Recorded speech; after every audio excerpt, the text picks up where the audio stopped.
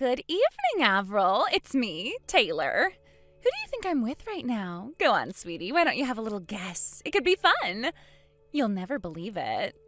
I'm with your sweet, darling husband. I have some rather unfortunate news for you, though. He won't be coming home to you tonight. Oh, sorry. Want to know why that is? Have a guess. Have a guess. Me and him will be spending the night having a little fun in a luxury hotel room, if you catch my drift. Don't bother objecting, because I won't be taking any complaints. Nothing but fun and positivity is allowed tonight, and believe me and your man will be enjoying plenty. Alrighty, well, it's finally time to turn off my phone, dim the lights, and enjoy a steamy night of passion with your husband. I'll let you know how things went in the morning. Good morning, Avril. You'll be pleased to know that your husband and I were going at it like rabbits until the sun came up. Man, am I tired. I don't remember the last time a guy gave me a servicing this thorough. Oopsie, is that too much information? Sorry, sweetie. What am I, like stealing your husband all the way to myself like this? Someone really ought to stop me. I'm so greedy. Oopsie, I almost forgot to tell ya. He'll be going straight to work from the hotel, so you won't be seeing him for a little while longer yet. He can't say I didn't tell you now. Huh? What the hell is all this? Oh, Avril, there you are. I thought you disappeared from the face of the earth. I saw you weren't reading any of my messages, so I figured you were just looking at the notifications and trying to deny reality by shying away from replying to me. Burying your head in the sand won't work, dear. Sorry, but I've been on a plane this whole time. All of your messages came through at once when I landed, and I was a tiny bit confused, to say the least. Huh? You were on a plane? Yep, I just landed back in America. Wait, you mean you were abroad? Hang on, you've been on vacation? Good grief, dear, you should really know your place. Huh? Is it any wonder your husband cheats on you? Excuse me? If I were you, dear, I'd cherish the little time you have left to spend your husband's money on luxuries like overseas vacations while you still can, because you won't be able to for much longer. Sorry, you'll have to forgive me, but I keep looking through all these messages you sent me last night, and I still don't have a clue what you're talking about. The same goes for the stuff you're saying now. Huh? Actually, I'm pretty busy and have to go to work, so I don't have the time to get to the bottom of whatever the heck it is you're talking about right now. So if you'll excuse me, I have to go. Bye. Huh? Avril? What are you talking about? How can you not understand what's happening after everything I sent you? I spelled it out plain as day. How much more obvious can I make it? Do you need me to send you pictures of us in the act? Are you mentally handicapped or something? I literally couldn't make it any clearer if I tried. Oh, I know. That must be it. It's not that you don't understand. It's that the realization that your husband is cheating on you was so traumatic that you went into denial mode as a coping mechanism. I read about this in a psychology magazine before. It's a real thing. Wait, does that mean you lied about going on vacation too? Was that another coping mechanism? Oh dear, this is just too pathetic. Sadly for you, I have no intention of ending my fling with your husband. Sucks to be you, but our steamy love sessions will continue for the foreseeable future, dear. Eventually, if we carry on long enough, you'll have to divorce him. If there's anything resembling a brain cell in that hollow head of yours, I'd suggest you start making the necessary emotional and financial preparations to say goodbye to your man forever. Hey, Jess. I just landed back in America. How's my favorite big sister doing? Hey, Avril. Welcome home. I'm doing great, thanks. Thanks for looking after my son while I was away on business. You really are a lifesaver. Don't mention it. We more or less live together anyway, so it's not like anything really changed. You don't have to thank me at all. Well, I want to. It just so happens I splurged on a little something for you while I was abroad by way of thanks. Aw, you shouldn't have. That does sound great, though. I'm super excited to see what it is. Will you be going back to work now? Yep, I have to file some important documents away in the safe. But I was told I could wait until tomorrow before I make my official leaving announcement, so I plan on resigning after tying up a bunch of loose ends at the office today. I should be all right to make it home by this evening. I see. All right, that's great. Oh, yeah. There was something else I wanted to discuss with you. It's kind of important. Someone who seems very much like they might be the woman Dan's cheating on you with showed up on my radar recently. What? This is just speculation for now, so we should definitely find out whether it's true or not first before we do anything with it. Who is she? Her name is Taylor. She's one of the other moms I sometimes speak to outside kindergarten. Taylor? Oh, wait, that name rings a bell. Hang on, wasn't she the single mom whose husband divorced her when he found out their daughter wasn't his? The one who still doesn't seem to be able to tell the difference between me and you? I think she came up to me outside kindergarten last month. She tapped me on the back and said, "Hey, Avril," just like she always does. Yes, that Taylor. When I turned my phone back on after landing at the airport, it started blowing up with this never-ending torrent of weird, creepy messages from her. She sent them all while I was flying. I don't know how the hell her mind works, but her messages were so full of misunderstandings, I could hardly believe what I was reading. Based on the overall vibe, I think she's the girl we've been looking for. I see. Well, one thing's for sure. If it's Taylor we're talking about here, she's definitely capable of doing something like that. I was planning on showing you the chat logs when I got home, but if you'd rather see them sooner, I can send you everything right now if you like. Right. You know what? I think it's best I see them now. Would you mind sending them? Sorry for the trouble. It's no bother. I'll send everything now. Thanks a bunch. You're the best, sis. Avril, how's it going, you tragic little mess? Guess whose hunky stallion of a husband I'm with again today? Yep, that's right. Yours!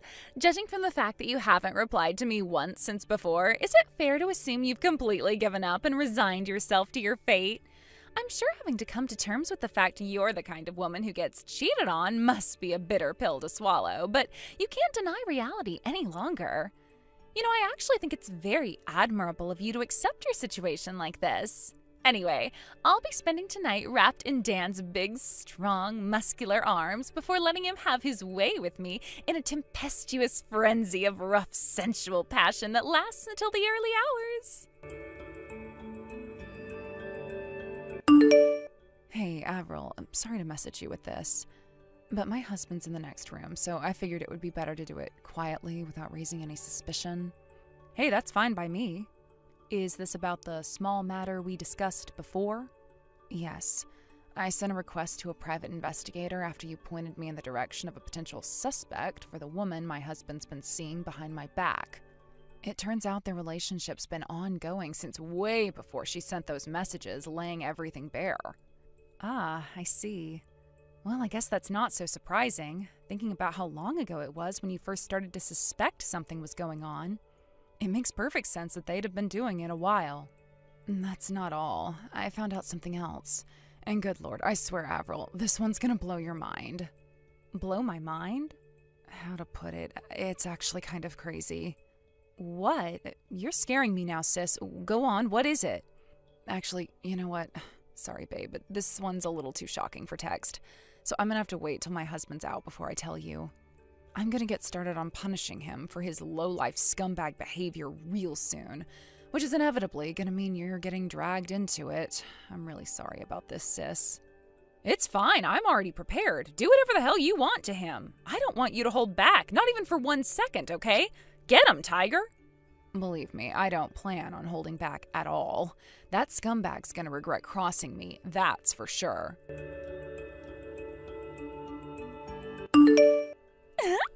Yay, we did it!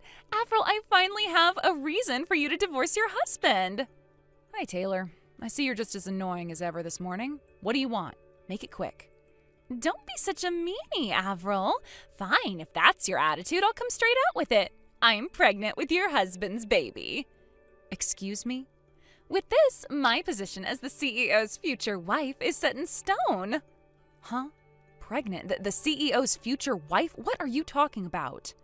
Oh, come on. Are you actually that dense? Surely you must have some idea of what I'm talking about. I intentionally got pregnant to steal your position as the CEO's wife. Your husband belongs to me. The title of CEO's wife belongs to me. What are you talking about?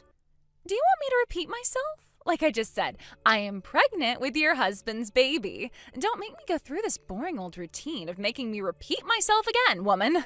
With this, now you have no choice but to divorce him. I really don't have the faintest idea what you're talking about. Like I said, God, are you brain damaged or something? Read through the messages again if you still don't get it. I'm done repeating myself with you. Hey, Taylor, why don't you take a chill pill? Want to know something I do know? I do know that you're making the mother of all misunderstandings here. Huh? Misunderstandings? Me? What am I misunderstood about? Go on, this should be good. First of all, my husband isn't the CEO. Second of all, he was sent on a long-term work transfer to Arkansas a year ago and has been too busy to come back ever since. So we haven't seen each other in person in ages. Huh? You think my husband is called Dan, don't you? Yes, I know that's his name. What are you trying to do? Confuse me so I'll stop rubbing our steamy affair in your face? Well, it's not going to work. It's time to wake up and smell the coffee, missy. I've seen the two of you coming out of the same house together countless times. Are you trying to tell me my own eyes are lying to me? Good grief. Are there any lengths you won't go to maintain your complete denial of reality? I'm actually starting to feel sorry for you now. Dan is my brother-in-law. Your brother-in-law? My sister and I moved into our parents' house when they retired early to live a quiet life out in the country. It was a joint two-family house, so now I live in one side and my sister lives in the other. Excuse me? Let me spell it out for you, basically. Dan, who technically lives in the same property as me, is my sister's husband. Wow, really? He is? Taylor, let me ask you something. Did you think I had 2 children? Huh? Well, yes, I did. It looked like you had 2 kids of the same age, so I thought they might be twins. You see, the thing is, I still only have 1 child. Huh? The other one is my sister's. What? Are you kidding me? Wow, I see. I knew it. You thought me and my sister were the same person, didn't you? We're almost the same age and look really similar in the face. But like I just told you, my husband is away on a work transfer and he hasn't been around for over a year. So the only male adult in these houses is Dan, my brother-in-law. So like I said before, it would appear that you made a huge misunderstanding based on a bunch of unfounded assumptions and a severe case of mistaken identity due to knowing absolutely nothing about our actual circumstances. I see. So that's what's going on here. So Dan's wife was your older sister all along? Whatever. Am I phased? No. That's no problem at all. That's right. This changes nothing. Who cares who his current wife is? He'll still end up divorcing your sister all the same, and I'm still set to inherit the title of CEO's wife. Yeah, about that. Would you mind telling me exactly why you think that's going to happen? Sure, easy peasy. Dan is the CEO of Lubricated Logistics, one of the most well-known shipping companies in the U.S., which means that when he divorces your sister and me and him finally tie the knot, I'll be the CEO's wife. But the CEO is a woman. Huh? To be more precise, the CEO of Lubricated Logistics is my sister. What? You would have known this straight away if you bothered to check out the company homepage instead of getting carried away with your wild fantasies and outrageous delusions. Didn't you take a look? Homepage? I don't know anything about that. If the CEO's a woman, what does Dan do at the company? He doesn't even work for them. He works at one of Lubricated Logistics' subcontractor companies, but even then, it's not like he's a high-up or anything. He's just a regular old employee. What? No way, this can't be. You're lying. You're lying. You're lying. No, I'm definitely not lying. Oh yeah, and there was one more thing. What? That baby you're pregnant with? Dan's not the daddy, is he? What? What on earth are you talking about? Do you have a single shred of evidence to back up such an absurd claim? Dan's infertile. What? He became infertile after developing a serious infection not long after the birth of his and my sister's first child. The doctors told him he'll never have kids again. No way, I can't believe this. Wait a sec, actually, hang on. So that's why he looked so troubled when I announced that I was pregnant? I just knew something was off about his reaction. It's probably because that was the moment he realized you were seeing other guys behind his back. There must be a poetic irony in realizing the woman you're having an affair with is also cheating on you, huh? Oh my, this is awful. Surely there has to be some kind of a mistake here. Does he really know? And he found out like that? Anyway, Taylor, how about we wrap this up with a message from my sister? Huh? Irrespective of who the father of that baby in your belly is, the fact that you had an affair with my husband remains the same. Prepare to pay me large sums of compensation.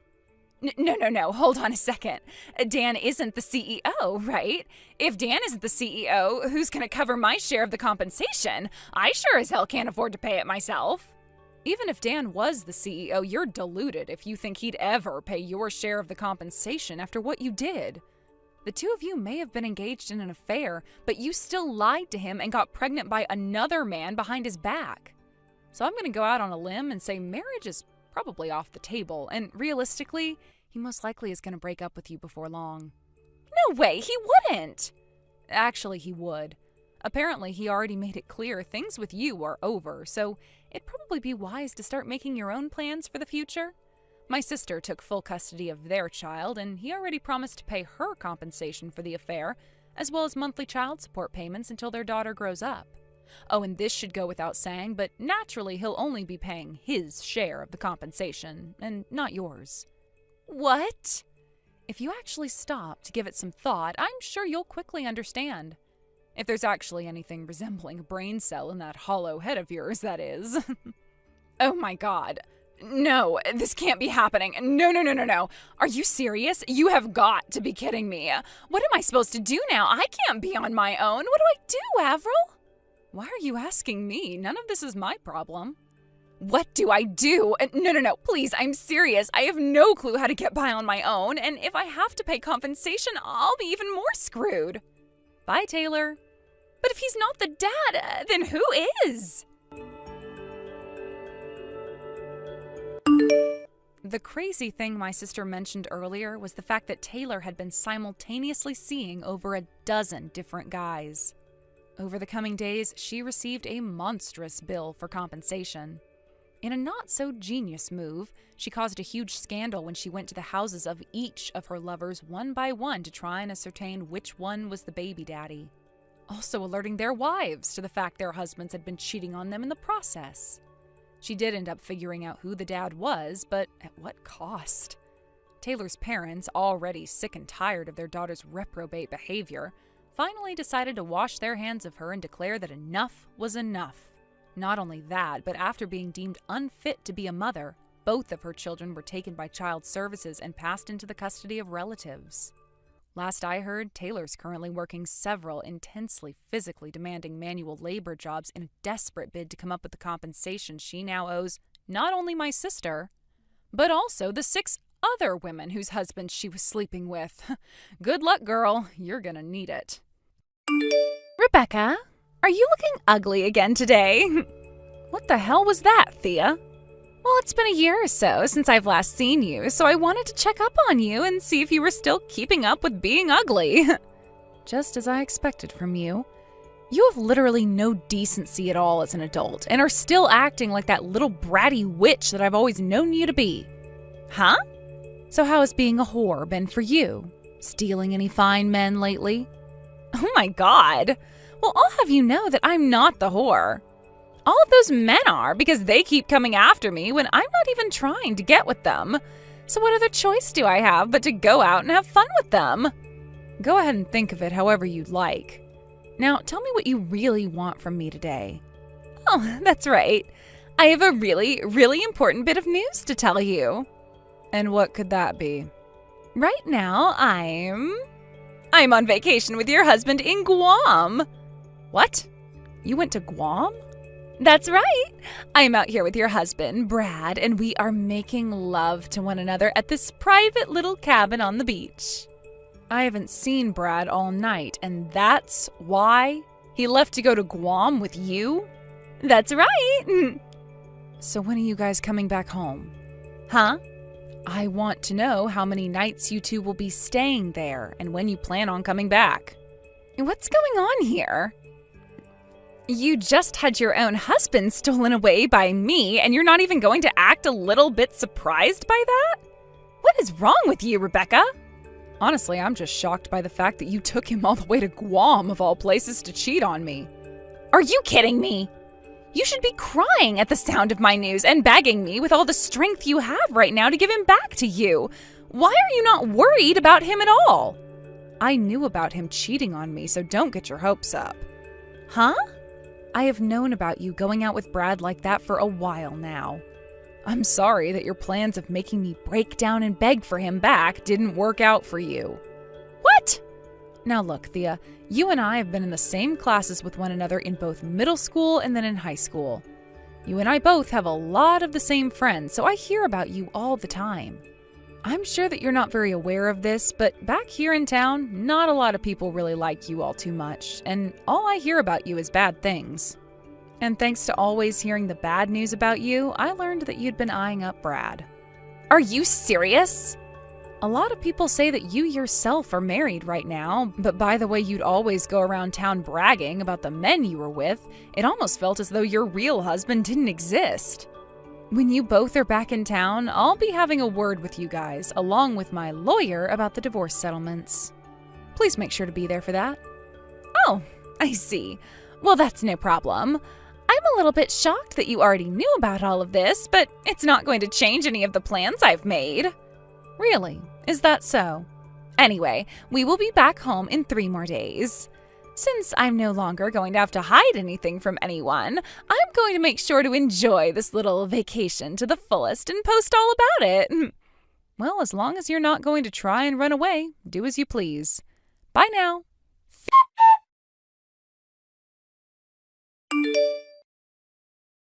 Thea, have you not been looking at any of the calls and texts coming from your parents? Why are you not going to answer anyone? Everyone is trying to get a hold of you right now. Oh my, if it isn't the loser who lost her husband to me. I'm sure you're getting all antsy now and sent me all those messages wanting him back from me, right? I knew that having Brad stolen from you was heartbreaking.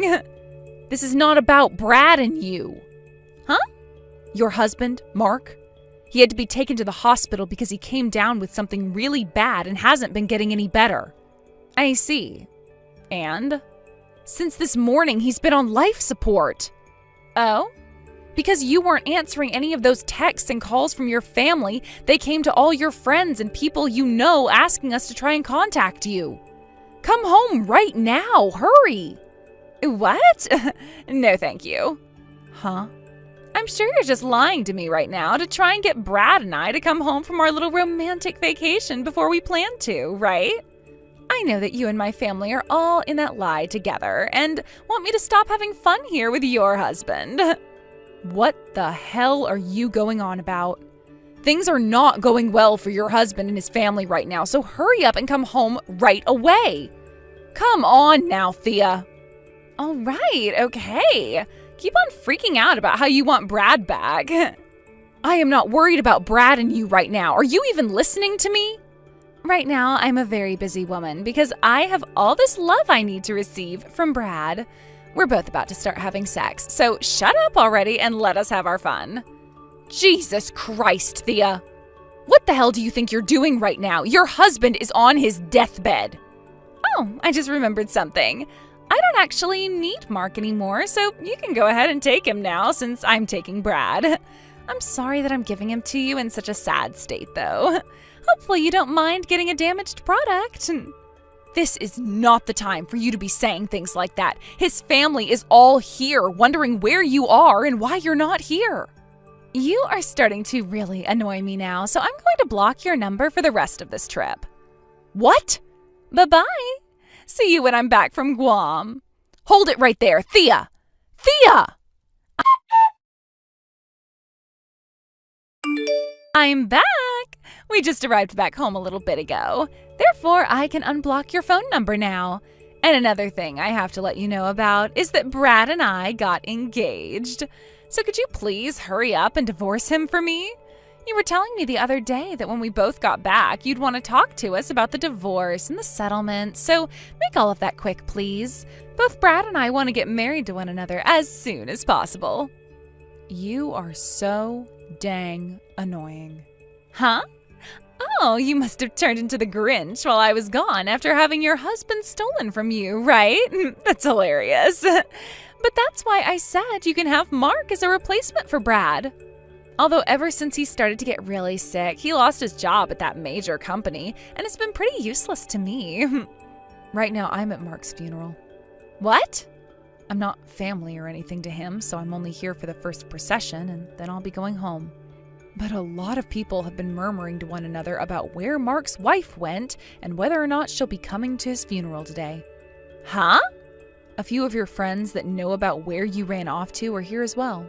So there is a chance one of them will talk, and the rest of your family and Mark's will know about what you've done. What? Huh?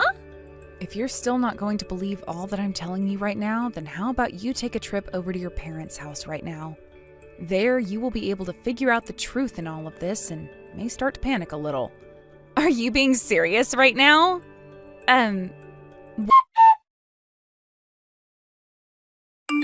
Why, Rebecca? If this was really going on, you should have been trying even harder to get me to believe you. This is the worst timing ever for me to be coming back home from my vacation. So that's what you're going to say to me? Well, I guess that's expected from a wife that never bothered to care for her husband at all and didn't even show up once to the hospital to check on how her husband was doing.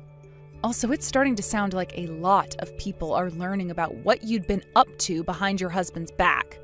Especially with Brad.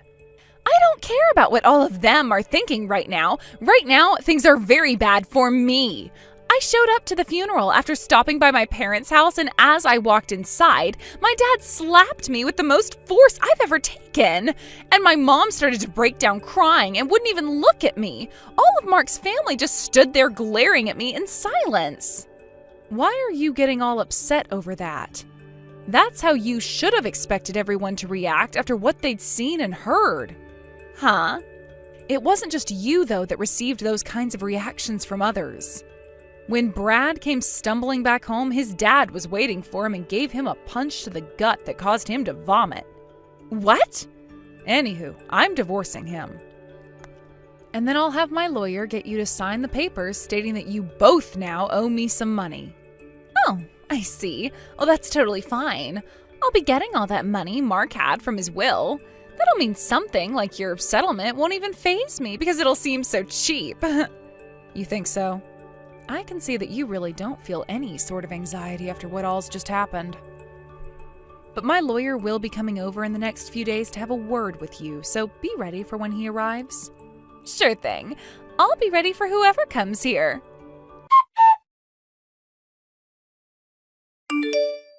Hello, Rebecca. This is about that settlement you've asked me for? What's up? You don't think you could lower the amount you're asking for, or even perhaps just void this whole settlement in general? Listen, I thought that by the time I got all that money from Mark after he passed away, I'd be just fine. But after asking about when his money would be coming to me, I was told there was no money. And I heard all of this from Mark's little sister. Well, he had been in the hospital for a very long time, huh? And, well, he had lost his job too, right? So all of that time in the hospital racking up his bills really did a number on the money he had in his savings. So there's nothing really left for me to have. I see. I then went and asked Brad about having him help pay the settlement off. But he told me no right then and there. Well, I'm sure something like that would happen. But no matter what excuses you have for me, you're going to have to pay me that settlement. What about lowering the amount you're asking for? And why should I do that? Ugh, what the hell is going on here? Hey, what the hell is this about Brad being jobless? Did he not get that company from his dad or what? I could have sworn he was telling me all about how his dad had this massive company and that it would be going to him next. Wow. You never heard anything about that from him recently, then? Heard about what? At first, he was supposed to be the next in line to receive that company and become the CEO. But after a little while, his dad, the current CEO at the time, realized that his son is nowhere near ready to become someone as respected as the CEO of that company. So he went and found someone from within his company to make the next CEO. And, well, it's been 5 months now since the new CEO took over that company. Who the hell took that position? I did. Huh? And from there, Brad no longer felt comfortable working in the company and quit. So when are you going to have that money to me by?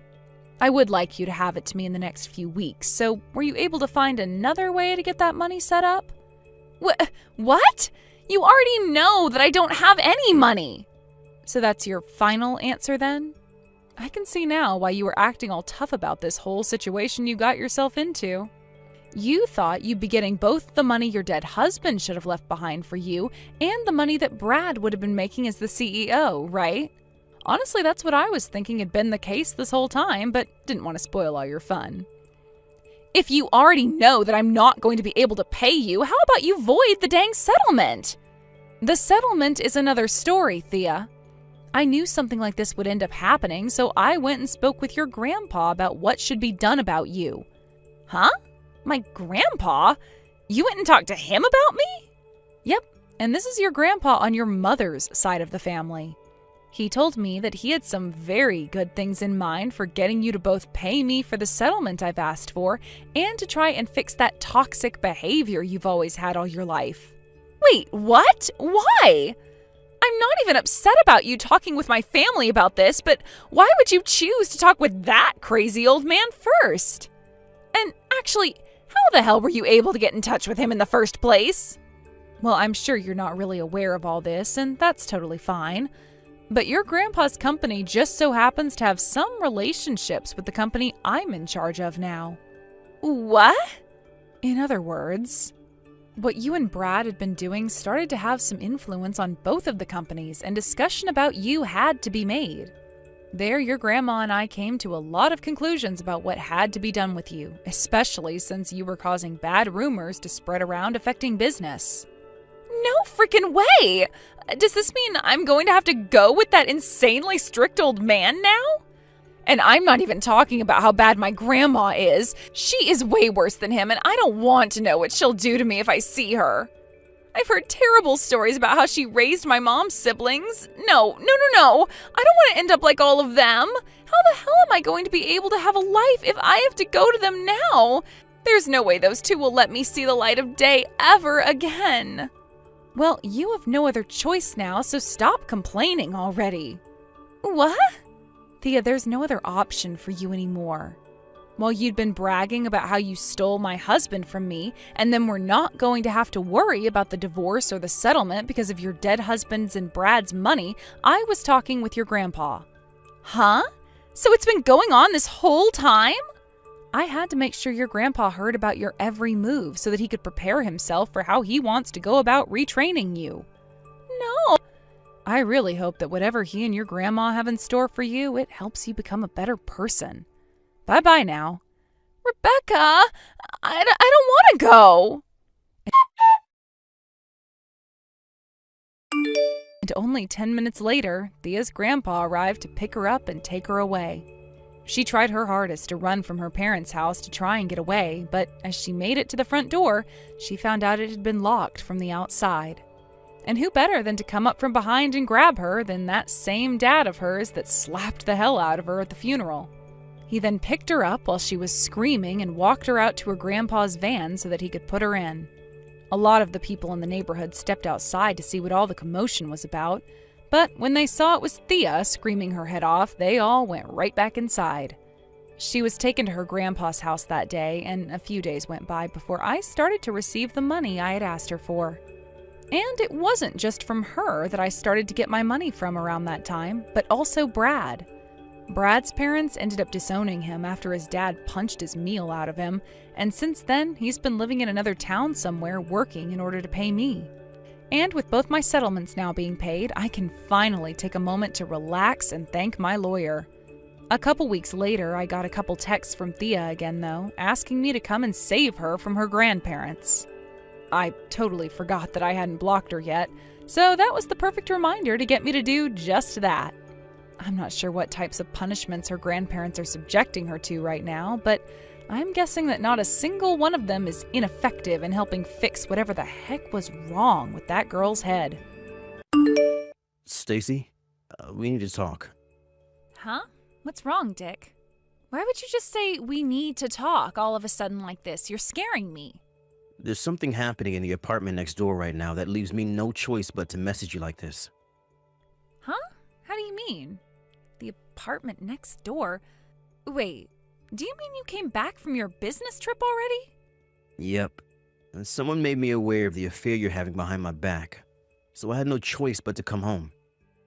I got on the first flight back here as soon as I found out you and the college student from next door are going at it like rabbits behind my back in the middle of the frickin' day? What the hell are you playing at, Stacy? Oh, so you finally noticed then. Huh?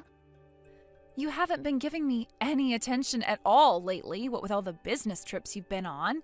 Anyone would think we were strangers. This is my way of trying to send you a message, doofus. Don't you get it? I've been so lonely because of the way you treat me. Cheating on me is your way of sending me a message? Think about it, you dummy. If you, my boyfriend, realize I'm cheating on you, then you can't help but feel jealous, right? Which means you'll finally realize how important I am to you and change your ways. Simple.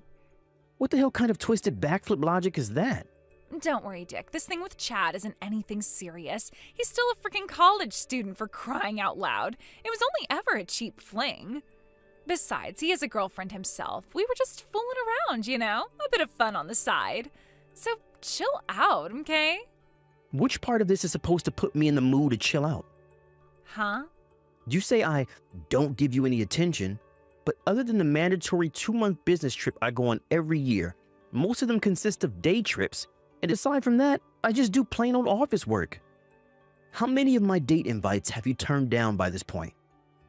I don't want to hear this crap about me not giving you attention because it ain't true. In spite of that, wow, Stacey, just wow. You cheated on me to make me jealous? I never thought you were the kind of low-life scumbag to do that kind of thing. But I obviously don't know you as well as I thought I did. I seriously feel like I'm gonna vomit. Me and you are through. Finished. What? Why? The fact you don't understand why I'd want to break up with you after what you did to me is genuinely worrying. Oh my god, Dick, is that any way to speak to your girlfriend? Don't be such a dick. I don't need to hear that from you. You're the dick for cheating on me. Can't we talk about this like mature, responsible adults when you get home? I tell you what, how about we go on a date as soon as you get back? If I do that for you, will you forgive me? Or we can skip the date and go straight to the after party if you catch my drift. All right, I'll head back next door to our apartment, okay? Are you seriously asking me that after you've been getting piped by the college kid next door? I'm good, thanks. I don't want his sloppy seconds. You're disgusting. Huh? Don't you dare show up at my apartment. I won't let you in no matter what. But why? Why won't you let me in? If you do, I'm calling the cops. But why? Answer my question.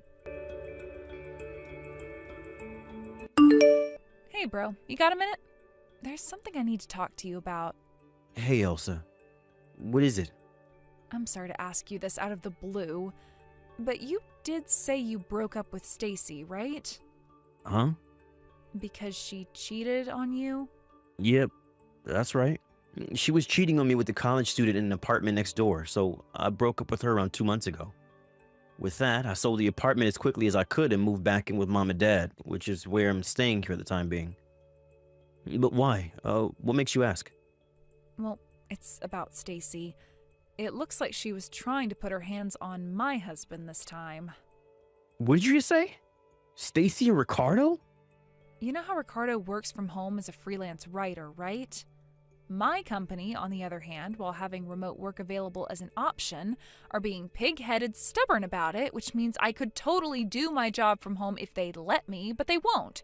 So I still have to go into the office every day. Anyway, to cut a long story short, Stacy seems to know my schedule, and apparently she's been showing up at the house while I'm at work. Wow. Are you being serious right now? When did all this start? About 3 weeks ago.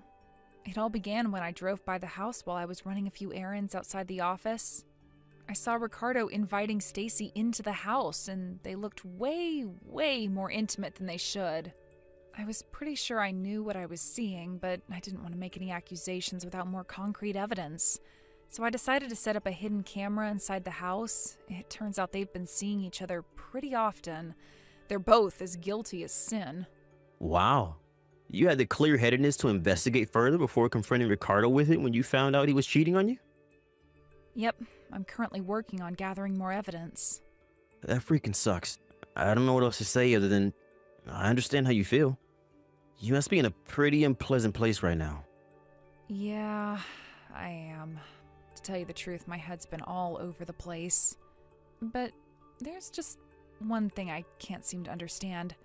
What is it? Why would Stacy go after Ricardo? She's done nothing but insult him since they first met all those years ago.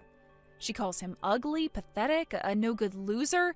She practically calls him every name under the sun.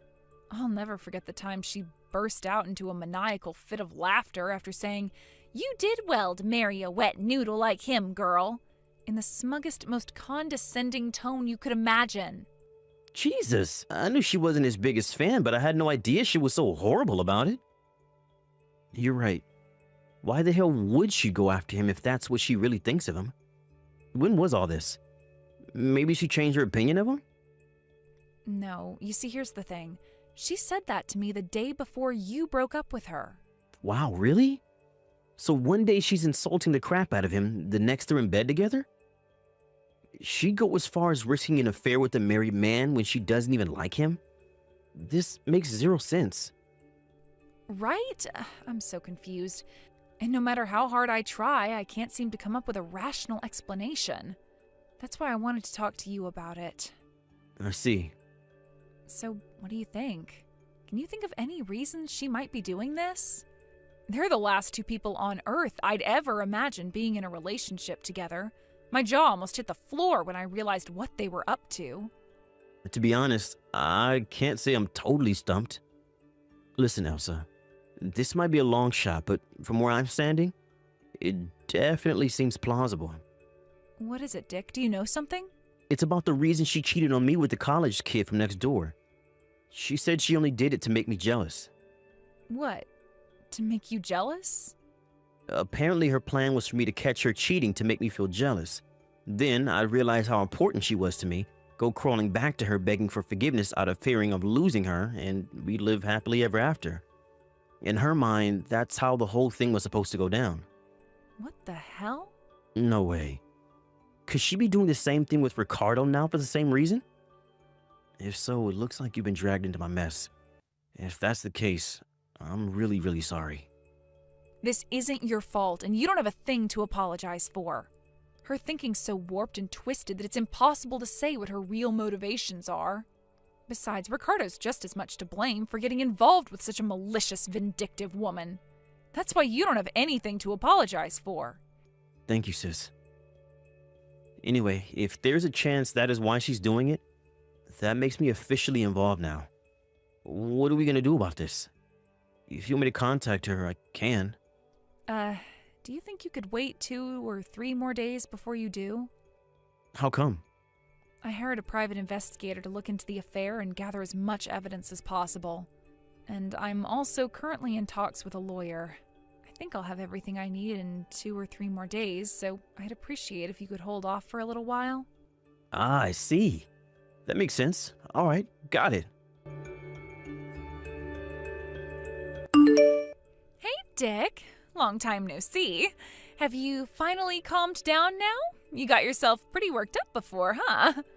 I figured I'd message you because I know you're probably consumed with soul-crushing regret over your unfortunate decision to break up with me. But as for me, I'm not sure I'm ready to forgive you for the awful way you treated me, so your second chance might not be on the cards for a while yet.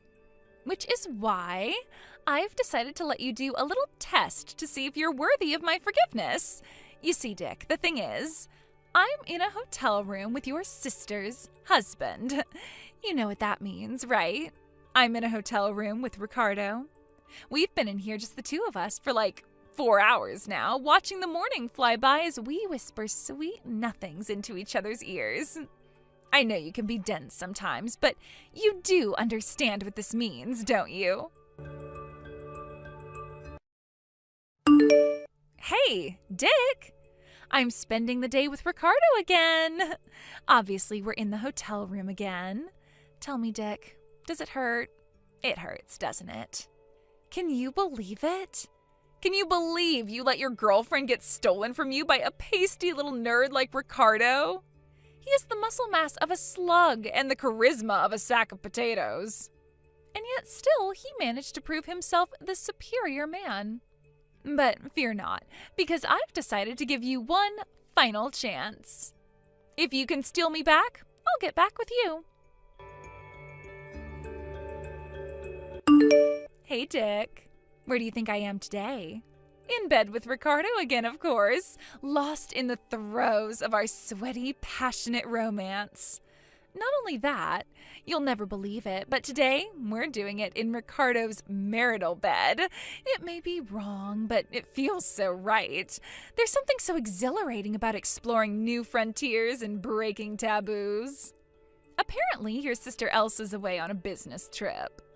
So there's a good chance my stallion Ricardo is gonna pound me so deep into the night I hardly get a wink of sleep. Oh no, Dick, at this rate, I'm not even gonna be able to walk tomorrow. Go on, Dick, you can admit it now. You really want me to give you another chance, don't you? The question is, what are you willing to do to win me back? Allow me to repeat myself. If you can prove your commitment and dedication by stealing me back from him, I'll give you another chance. Not only that, but I'll even let you marry me. Anyway, Ricardo just got done cooling off. Time for round 7. You must be feeling so jealous you can barely contain yourself, so feel free to come and take me back anytime now.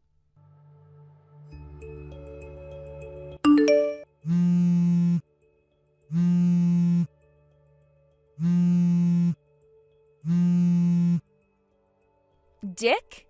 What the hell is going on here? Some guy claiming to be a lawyer just showed up. Hey, lowlife.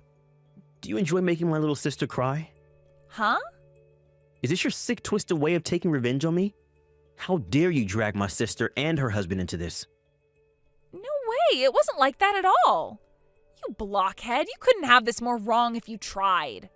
Sure, I might have gotten them temporarily involved, but don't worry, as soon as me and you get back together, I plan on giving Ricardo back to your sister, which is why it doesn't count as an affair. I see. So it's not an affair. You just did it to make me jealous so I'd understand how important you are to me? Yep, exactly. That's why your sister has nothing to worry about.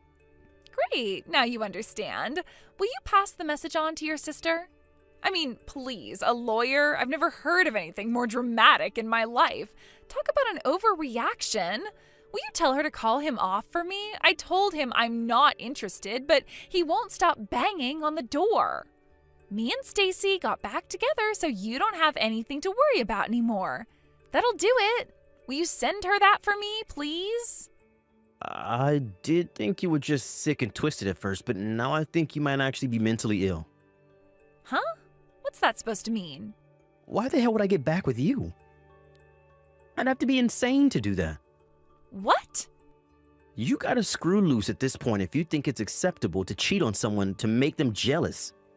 Any feelings I have for you disappeared the moment I found out you were cheating on me with that twerp college kid from next door. But you couldn't just stop there, could you? Nah. That clearly wasn't enough for you. Because this time, you wouldn't put your hands on my frickin' sister's husband. Quit blowing things out of proportion, Dick. I already told you. That was only to make you feel jealous enough to understand how important I actually am to you. No. What you did was engage in an affair with a married man in the most vulgar, despicable way possible. You begged my little sister's husband because you're a vile piece of crap with no morals.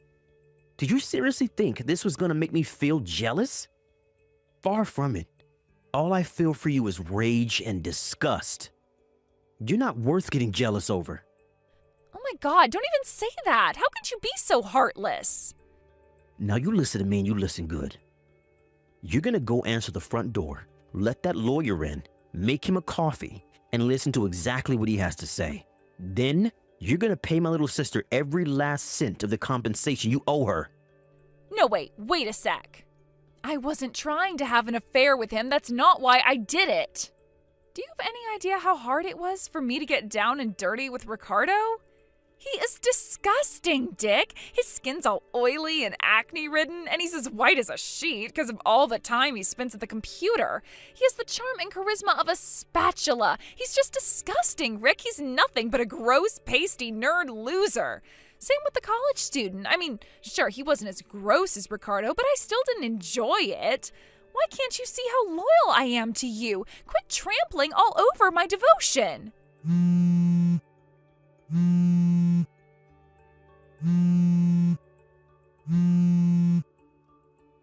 Dick!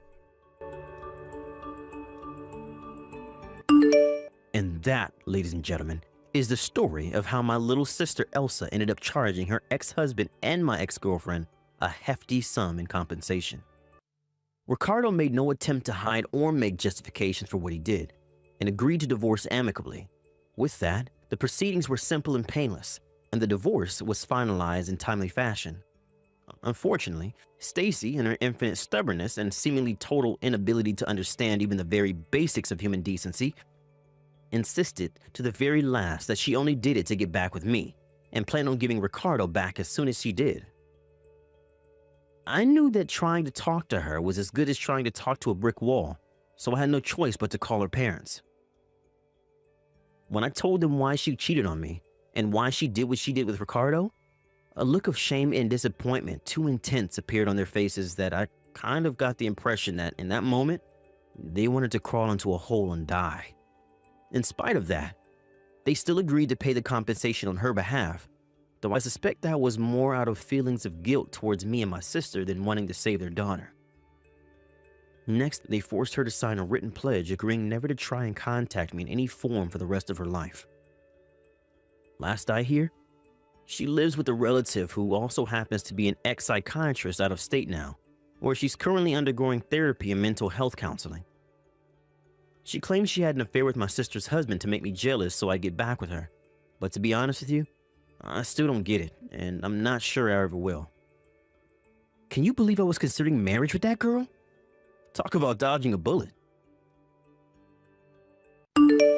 Bailey, I'm about to get on the plane.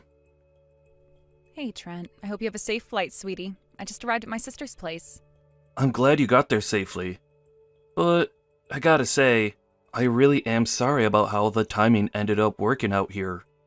I never thought things would go down this way. Can you believe I'm leaving my 7-month-old pregnant wife to go on an overseas business trip?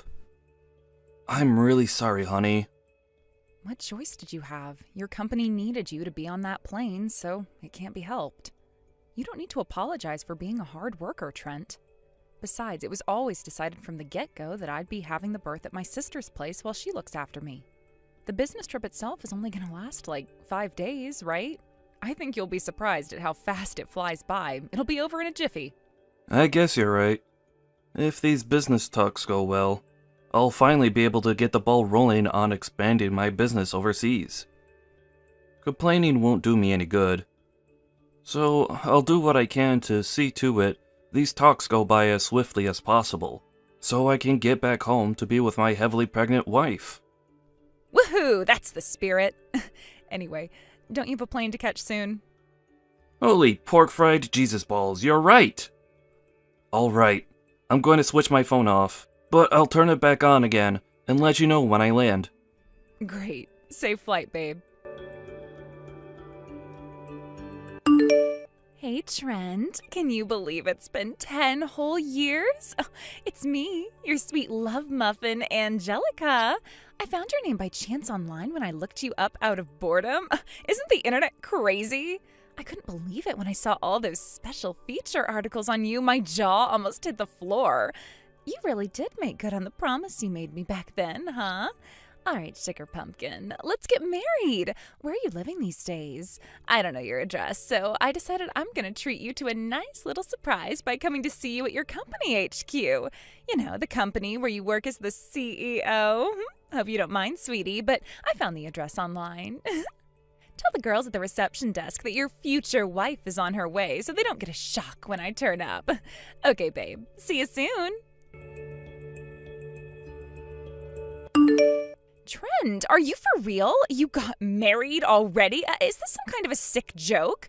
When I turned up at your company, I told the receptionist I was the future wife of the CEO and tried to get her to take me to your office.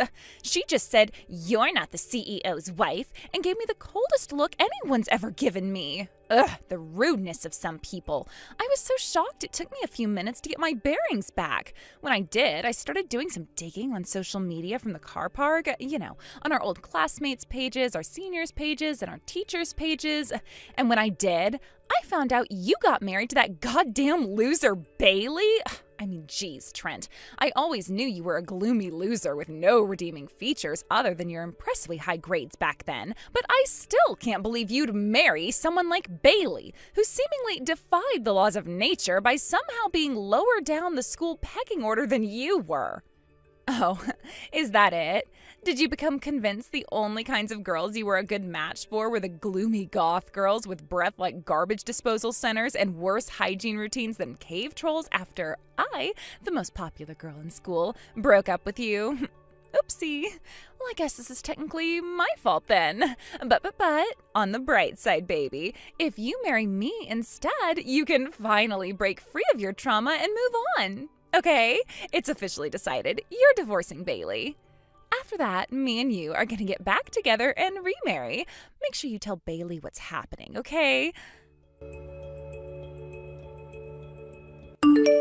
Bailey, it's been 10 years. It's me, Angelica. Is now a good time? I need to talk to you about something. Huh?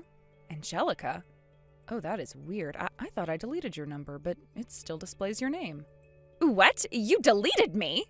Well, it has been 10 years. Besides, to be honest, I didn't think we'd ever be speaking again. I'm really surprised you're messaging me, actually. Whatevs. I guess I'm chill with that. Anyway, if we got into that, we'd get distracted from the real reason I reached out to you today, so I'm willing to let it slide. Did you want something? I need you to break up with Trent immediately. Excuse me? Me and him decided to get back together. Wait, you did what now? Oh, come on. I won't let you pretend you don't know about our relationship. Well, sure. I know you and Trent were dating at one point, but that was just for a month while you were back in high school, right? There's no way he'd take you back after the way you dumped him. I didn't even know who you were back then, but the whole school heard about how you said all those awful things to him before dumping him in front of his friends. About that. It turns out Trent remembered everything I said to him back then. Then he used my harsh words as motivation to improve himself for the better, worked super hard for 10 years, and finally became a high-spec winner worthy of my hand in marriage. Isn't that romantic? This only proves his heart is overflowing with pure, boundless love for me and no one else. This is usually the kind of thing that only happens in the movies, which should tell you just how serious he is about winning me. That's why I decided to give him another chance, so we're getting back together. Which means, sorry babe, but you're nothing but an obstacle in the way of our path to happiness now. So would you mind, doing us both a favor and pulling a vanishing act? Okay, thanks. How long have you and Trent been messaging? Since this morning. Wait, what? So only for a few hours? Well, sure, I guess, but time is no obstacle for a romance like ours. We met up for a sweaty lovemaking session to consummate the flame of our passion straight away. I promised I'd marry him one day if he ever made $750,000 a year. A 10-year gap might sound like a long time, but love like ours wouldn't disappear just because we didn't see each other for a while. Do you understand? Now listen carefully. This is a direct order. Hurry up and break up with him. Do it now. Bailey, are you okay? Trent, hey, I'm okay. Your flight landed safely then? Yep, and I just turned my phone back on. This is about Angelica, right? She messaged me too. You serious? Yep, dead serious. She told me to break up with you. Why would she be doing this after all this time? She said she's willing to give you another chance after realizing you remembered what she said back when she broke up with you in high school. She seems to think the reason you've been working so hard these last 10 years was to win her back. What? She said she met up with you today and had... Well, let's just say she's claiming you guys had an encounter of the intimate variety. She said she promised she'd marry you if you could prove yourself to her by making $750,000 a year. She said what now? Like hell we did that. I've been on an international flight all day. What the hell? How does she suppose I met her despite it literally being physically impossible? I didn't even respond to her messages. It's fine, relax, Trent. I know you didn't do anything. She's just lying to try and get me angry enough to divorce you, right?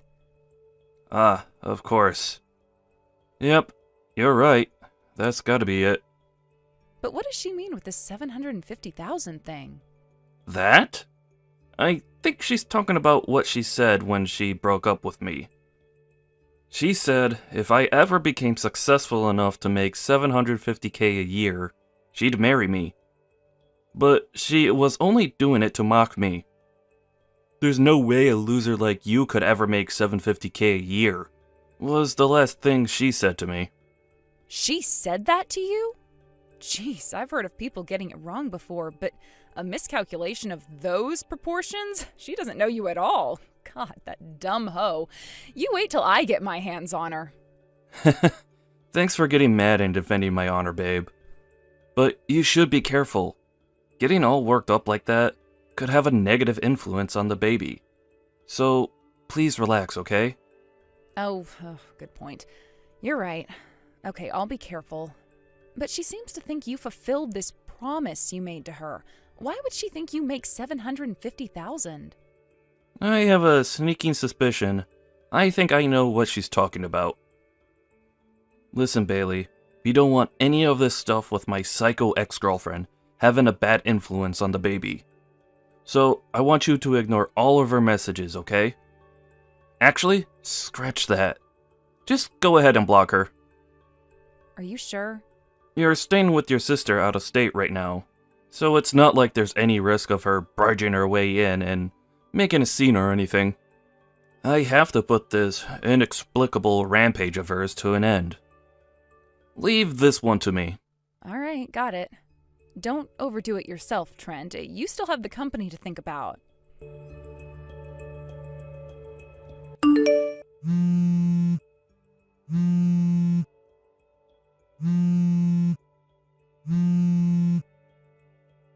Hey, I finally found out where you live, so I went out of my way to drive all the way down there so you could have the privilege of living with me.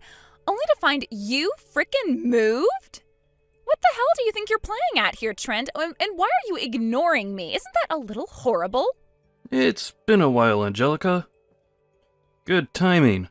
I'm glad you're messaging me now, actually. Huh? When you say you found my address, do you mean the apartment by the underpass in Garlic Heights in West Glade City? Yes, I do. Why would you move without saying a word to me? You are despicable, and this is so not acceptable. I banged on the door and rang the buzzer until some old dude from next door came out and went crazy at me for being noisy. All of the neighbors came out and started staring at me because of the racket he was making. Talk about public humiliation. Do you have any idea how much you've embarrassed me? Why would you move all of a sudden without telling me? This is downright wrong. Go on, I'm waiting. I need an explanation. Right now. All of a sudden? I moved 3 months ago. Huh? Besides, what obligation did I ever have to keep you up to date with my private affairs in the first place? But how can you be serious about wanting to marry me if you can't even message me properly? The only reason you followed through on your promise to me to become a high-rolling stud muffin on $750K a year was so you could have my hand in marriage, right? No. I don't make $750K a year. Huh? If, by any chance, did you confuse my salary with my company's annual turnover? Annual turnover? What does that mean? Based on your first few messages, It seems you found out everything you know about my current situation through a few articles on the internet. There's nothing in any of the articles about my salary, but one of them does include my company's annual turnover from last year. And it just so happens it was $750,000. Annual turnover? Yes, it means the company's total revenue for the whole year. None of the articles say anything about my salary, which means I'm guessing you just saw the $750K figure, mistook it for my salary, then let your fantasy spiral out of control before spamming me and my wife with a slew of unhinged, delusional messages. Huh? Why don't you try taking another look at the articles you read? You mean you don't make $750K a year? But what about your promise to me? Promise? Are you actually insane? I don't want us to get back together, and I never promised you anything. Oh my god, what the hell? So, yeah, I don't make $750K a year, since pocketing my company's entire annual revenue would kind of be illegal. The company's still small, so me personally, I don't actually make that much at all, not even close. What? No way. But I need you to make that much. I'll be in serious trouble if you don't. Why will you? Because... Let me guess, because you can't pay off your debts. Forgive me for doing this behind your back, but you kinda left me no choice. I had an old classmate do some digging on you to see if we couldn't figure out why you'd showed up out of the blue, acting so crazy after we hadn't spoken for 10 years. Huh? First, there's the debt you owe the male strippers for your regular champagne-fueled visits to that shady club on 5th Street. Then, there's the compensation you owe your husband, who you divorced 3 days ago, for cheating on him 3 times across a span of 8 years behind his back, with the gardener, the electrician, and the pizza delivery guy. Then finally, to top it all off, there's the debt you originally owed to one of your relatives. Ugh. Oh crap, oh crap, oh crap, oh crap! Yeah, I guess it makes sense you'd be panicking like hell right about now. The way I see it, your little scheme here had 2 aims. First, you wanted to bag yourself a rich guy to pay off all of your debts and get you out of the huge mess you'd gotten yourself into. Second, in doing so, you wanted to secure yourself a life of riches and luxury and never have to lift a finger again for the rest of your life. But how do you know all of this? Do you really not know what our classmate's nickname for you was? Huh? Nickname? The gold-digging bimbo. What? You even went as far as contacting my wife, making up some pile of crap story about how we met up and got it on in an effort to try and make her divorce me. You're so cursed. My life is sure to take a turn for the worst if I allow you to have any part in it. So, please, leave us alone and never attempt to contact either of us again. No way. Oh, this can't be happening. Wait. I'll really be in trouble. I mean it. My mom and dad disowned me, so I can't even go back to live with them. Please, Trent, I have nowhere to go. I'm gonna be homeless. God, you're so annoying. Huh? You left me no choice. You, Miss Gold Digger, are about to get blocked. Boom. Oh my god. Trent, don't call me that. Hang on a sec. Did you actually block me? No! I just told you I'm gonna be homeless, for crying out loud. Do you have no heart?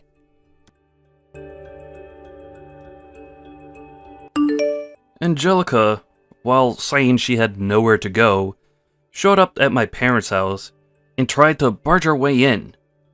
Fortunately, they didn't live there anymore, having moved away months ago. The house was empty now, and it was through their old crazy neighbor that we heard about the distressed crazy lady seen being taken away in the back of a cop car. Next, She went to my wife's Bailey's parents' house. Apparently, she lived in the same neighborhood as Bailey back in high school. So, relying on that old memory, she made her way to where she thought my wife's parents lived. In another hilarious twist of fate, she got it wrong again and ended up at a total stranger's house. After banging on the door in a frenzy like a escaped mental patient, she demanded that the poor, confused man, who had simply been trying to eat his Fruit Loops in peace, immediately bring out Bailey. Needless to say, he called the cops, and she was taken away in the back of a black and white car with sirens on it once more. This time, the cops involved her parents, but since they hadn't changed their minds about disowning her, apparently she ended up getting dropped off at an acquaintance's restaurant.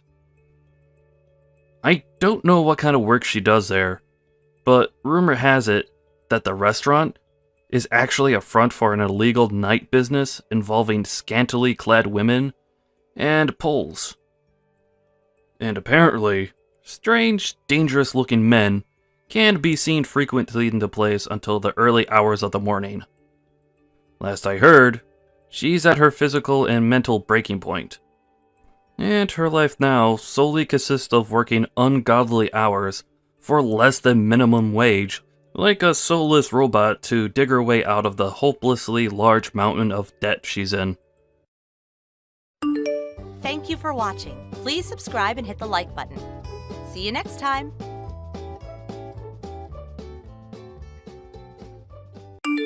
Hey, can you hear me? I'm stuck in the storage room right now, and I think the door's locked from the outside. I'm sorry, but could you come and unlock it for me? Sorry, I can't open it. I'm the one who locked it.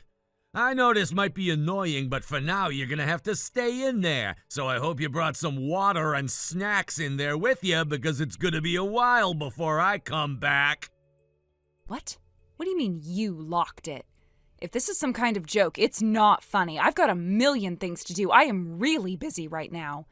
Today's Andrew's wedding, you know. I can't be late, and I've got to get ready. Just open the door already, okay? I've been silent up until now, but I think it's time you knew something. I've been seeing someone else. Someone that I really enjoy spending my time with over being around you, and who I want to show to my family. I'm actually going to the wedding with her today. What? No, hold on. What are you talking about? Wait, are you saying you've been cheating on me? I can't even process what you're saying right now. This is crazy. There's no way you can get away with this. Everyone's going to find out, and they'll know it's not me you're talking about, right? You remember how my family lives really far away, right? The last time I saw my parents, it must have been 3 years ago, right? Even my relatives don't really remember your face all that well. So even if you introduced your girlfriend, it's not going to raise any suspicions. And if she steps in as you, then after the divorce, things will go smoothly. Wait, what? What are you even trying to say? What do you mean she steps in as me? Are you out of your mind? Listen to me. If you introduce her as if she were you and make sure people remember her face, then even if we divorce and I remarry, nobody will ever know I was cheating. They're all old, they hardly ever see us, and even if we do meet, they won't notice the tiny details. You gotta admit it's a pretty brilliant plan, don't you think? No way. This is too much. You seriously think you can just replace me like that? What the hell is wrong with you? Are you actually telling me you are planning on divorcing me like it's nothing? What have I even done to deserve this? It's not like you've done anything to deserve this, but I've made up my mind. I want to marry her. I want to do it in a way that doesn't hurt her, that doesn't make her feel like she's the one being betrayed. Look, I'm sorry, but you need to stay out of the way for now. I'm gonna handle things, and when the divorce happens, I'll make sure you get a fair settlement. Don't worry about that. Wait, Kurt. What the hell are you talking about? You are being ridiculous right now, and I can't just sit here and let you talk like this. You need to let me out of this damn storage room right now. You think if you escape and head out to the market, you're gonna get away with it? Don't make me laugh. They'll just think some crazy woman barged in and made a scene. Look, I have to go now. I need to get to the wedding. Wait, you can't just leave me in here like this. Don't walk away, Kurt. Are you seriously going to leave me here trapped like this while you go off with her? This isn't happening. You are not just going to walk away and pretend nothing's wrong.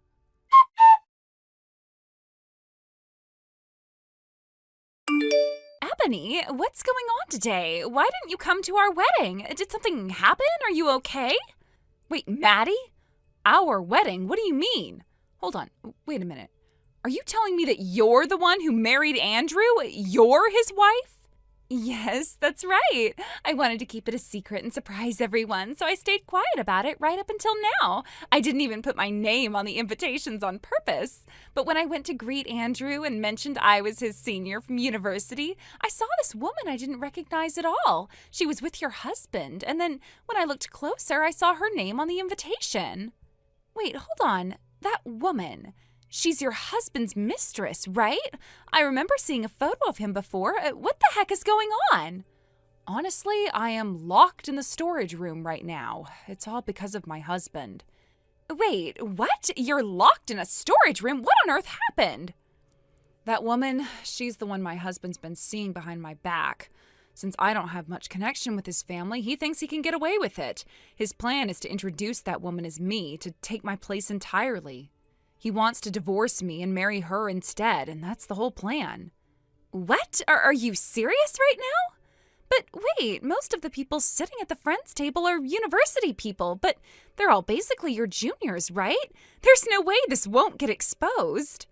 Well, it looks like my husband was so preoccupied with impressing his parents and relatives that he didn't even think about any of that. He probably never imagined the bride would be someone from my past, one of my juniors. He couldn't have seen this coming. Anyway, I'm in the middle of changing outfits, and I can't leave the venue right now, but I've already asked a few of my old university friends to come and rescue you. They're on their way to get you out of there. I feel so bad for having to leave the wedding, but honestly, I have hit my limit. I couldn't bear it anymore, so I'm really grateful they're helping me out right now. Oh, and don't worry, I'll quietly let my in-laws know everything that's happening. When the time comes for the divorce, just let me know. I'll do whatever I can to help you. Thank you so much. It really means a lot. When it all goes down, if you'd be willing to be a witness, I would really appreciate it. I'm planning to make sure that that idiot knows the consequences of what he's done to me.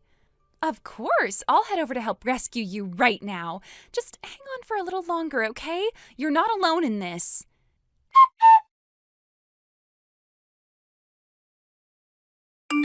Ebony, I did it. Your husband finally confessed. Right now, he's in the middle of being completely cornered, tied up in a mess with everyone watching. They're confronting him with everything, and it's all falling apart. Wait, what? Is this for real? Isn't that going to cause total chaos? The whole wedding, the ceremony, everything. It's all ruined now, isn't it?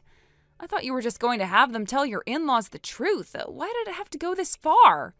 Honestly, it was already a disaster the moment he brought that woman to the wedding. I couldn't just let him get away with it. So I decided if things were going to fall apart, I might as well make sure it all came crashing down in front of everyone. I stepped in right when they tried to get us separated, and things got out of hand big time. I wasn't going to sit back and let him pretend everything was fine. People were shouting, "That's not Ebony. Who is that woman?" My friend stepped in to back me up, and together we made it into a scene that no one will ever forget. The whole place went into total chaos, and it felt like the walls were closing in on him. You really didn't hold back. At first, your husband kept denying everything, refusing to admit anything. But then I just said, if you're not lying, then tell me what my university nickname was. And of course, he couldn't even answer. He just froze completely. I really can't believe he thought he could pull the wool over everyone's eyes with such a terrible plan. He is so deluded. Honestly, that idiot of yours is a total fool. I don't even think he realizes how far he's gone. I'm convinced that cheating just melted his brain. He's so far gone, there's no turning back for him now. The whole thing was such a mess from the start. I knew it was doomed to fall apart eventually. It was just a matter of time before everything unraveled. I mean, think about it. Introducing his mistress as me to his relatives and thinking he could just play it off later when the divorce happens? He was never going to get away with it. But what's worse is that he thought you'd just quietly step aside and let it all happen, like some passive bystander. Did he seriously believe that this would go smoothly? He thought everything would just go his way without a hitch, and it's honestly pathetic. I know your husband's completely at fault here, but I feel so terrible for all the trouble I've caused you. If it makes things better, I'll even help you redo the wedding if there's something you want. And don't worry, I'll make sure to get every penny of alimony from him. I'll make sure he pays for what he did. No, there's no need for that. You've done more than enough already. I can never thank you enough for all your help, especially back in university. You've been there for me more times than I can count, and I'll always be grateful. But you don't need to worry about paying for the wedding. Trust me, I'll be sending my own bill for everything he ruined. You need to go after everything. Don't hold back. He deserves every bit of it, and I'm so sorry that all of this fell onto your lap because of him.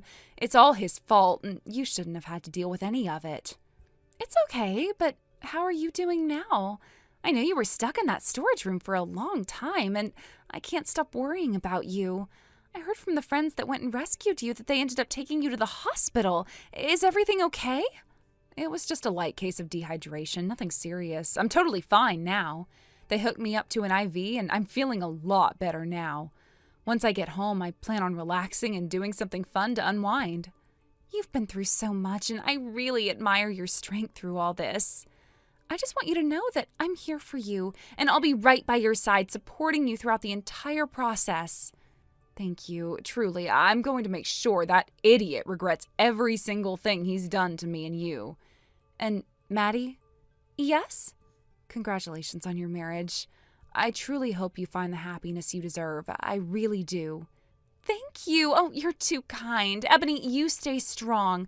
We'll get through this, and I'll be right here cheering you on every step of the way.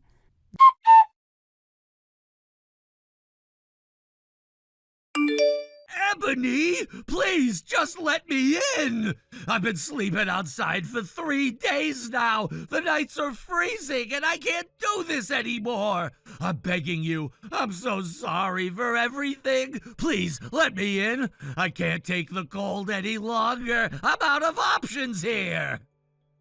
What? No way. Why in the world should I let you in after everything you've done? You think I'm going to open that door for you? If you're so desperate, why don't you go back to your parents' house? Oh, wait, that's right. They kicked you out too. Or you can try your mistress if she hasn't already shut you out as well. It's really none of my concern anymore. Please, stop it. You don't understand. I'm completely broke. After paying for Maddie's wedding, I don't have a single yen left. I don't even have enough for a meal, let alone a hotel room to sleep in. I swear, I've realized my mistakes. You're the one I want. Just let me in, please. I can't go on like this. I'm on the edge, Ebony. I'm really sorry. Please, just hear me out. Your words mean nothing to me anymore. You think I'm going to fall for that, huh? I'm sorry. I've learned my lesson. It's too late for that. You've already shown me what kind of person you really are. The fact that you're begging me now doesn't change what you did.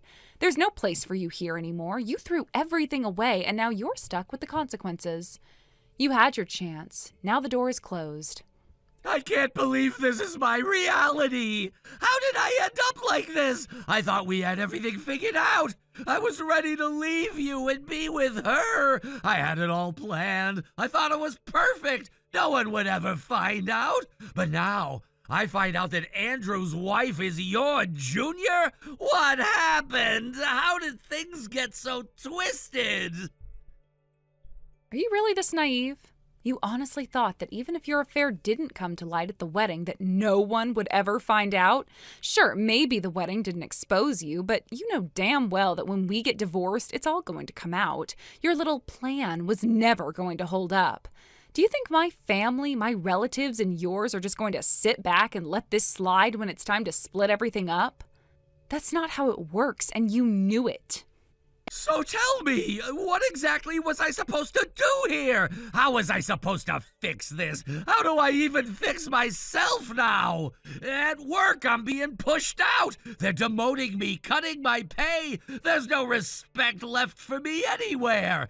And now I can't even go home because I don't have a place to stay. Do you have any idea what that feels like? This isn't just about you anymore. My whole life is falling apart because of your stupid decisions. And you know what? That salary you're talking about, that's going to go straight into paying me back for the hell you put me through, so you can expect things to only get worse for you. You've ruined everything. My reputation, my job, my life. Now you want to play the victim? Why is this happening to me? Why is it all coming crashing down like this? I thought I had it under control. I thought everything would work out, but now look at me. I'm the one on the ground, crushed by my own mistakes. Why am I the one who has to deal with all this pain and suffering? Why is it always me paying the price for everything? This is what happens when you live with your head in the clouds, thinking everything will just work itself out.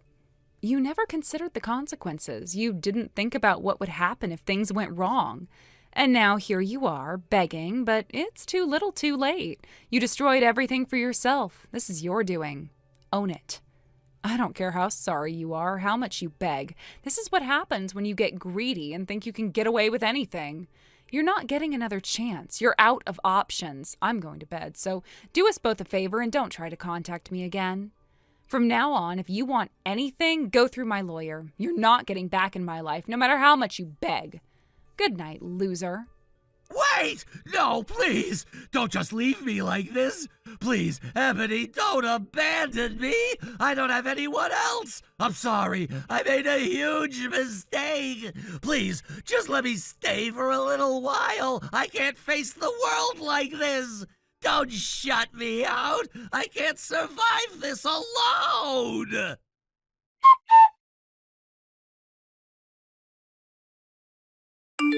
Thank you for watching and listening. We hope you enjoyed the video. Don't forget to like this video and subscribe. Also, feel free to leave a comment about what you thought of the story. We look forward to seeing you at the next story. Thank you for watching. Please subscribe and hit the like button. See you next time.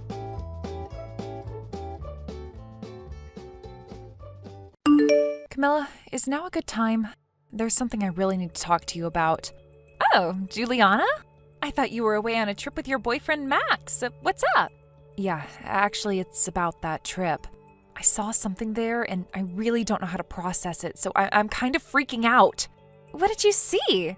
I saw your boyfriend, Daniel. Oh, yeah, I think Daniel's in Orlando, too. I heard he's there for a wedding, some friends of ours, right? Oh, you've heard that? What?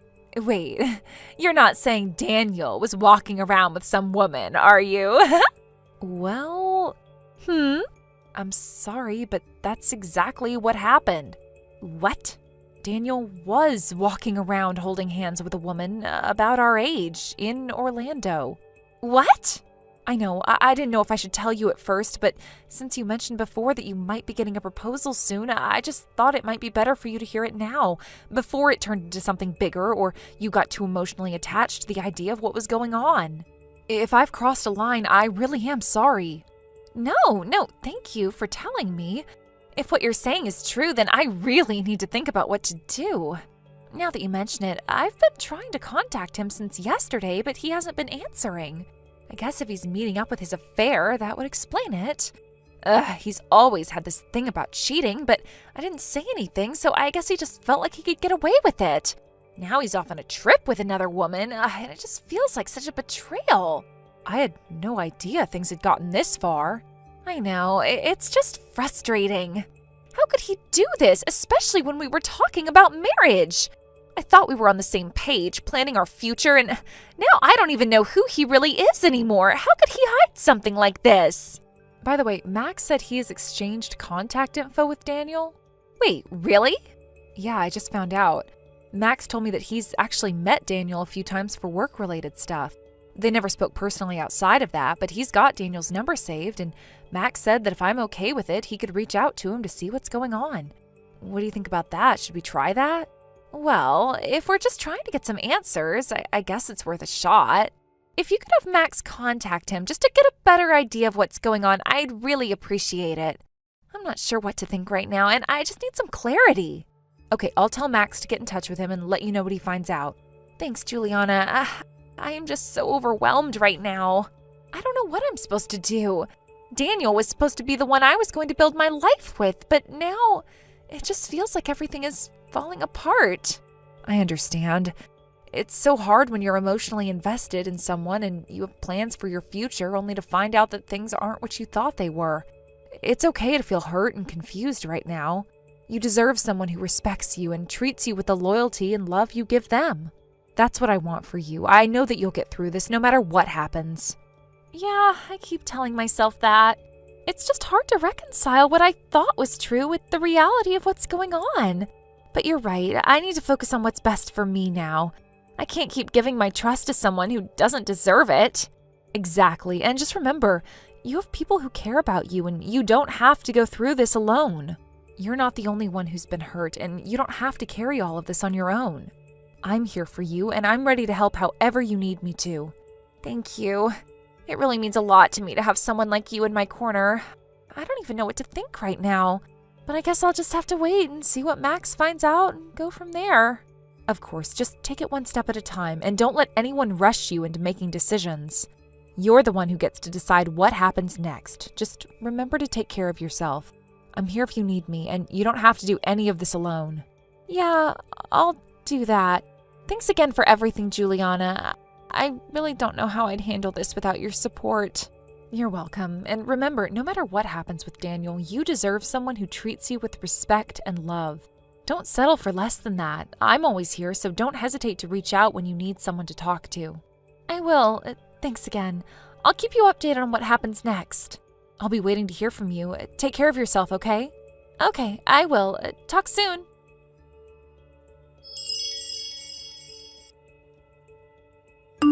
Camilla, I was able to get in touch with Daniel. How did it go? Well, let me get straight to the point. The woman who is with Daniel is actually his wife. What? His wife? I've double-checked everything, so there's no mistake. Wait, hold on. So, I've been deceived by him? How could he do this to me? Daniel! Camilla. Hey, Juliana, will you help me out? Help you with what? What do you mean, what? I'm going to get revenge. He was practically about to marry me, acting like we were in a serious relationship, only to end up married to some other woman. This is seriously beyond the limit. No, Camilla, listen. This is humiliating.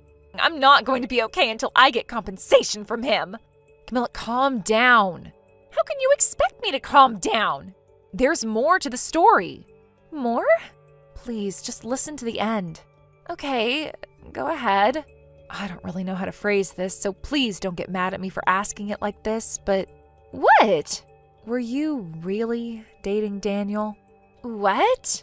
When Max and I were going through the messages where Daniel contacted him, I was left confused.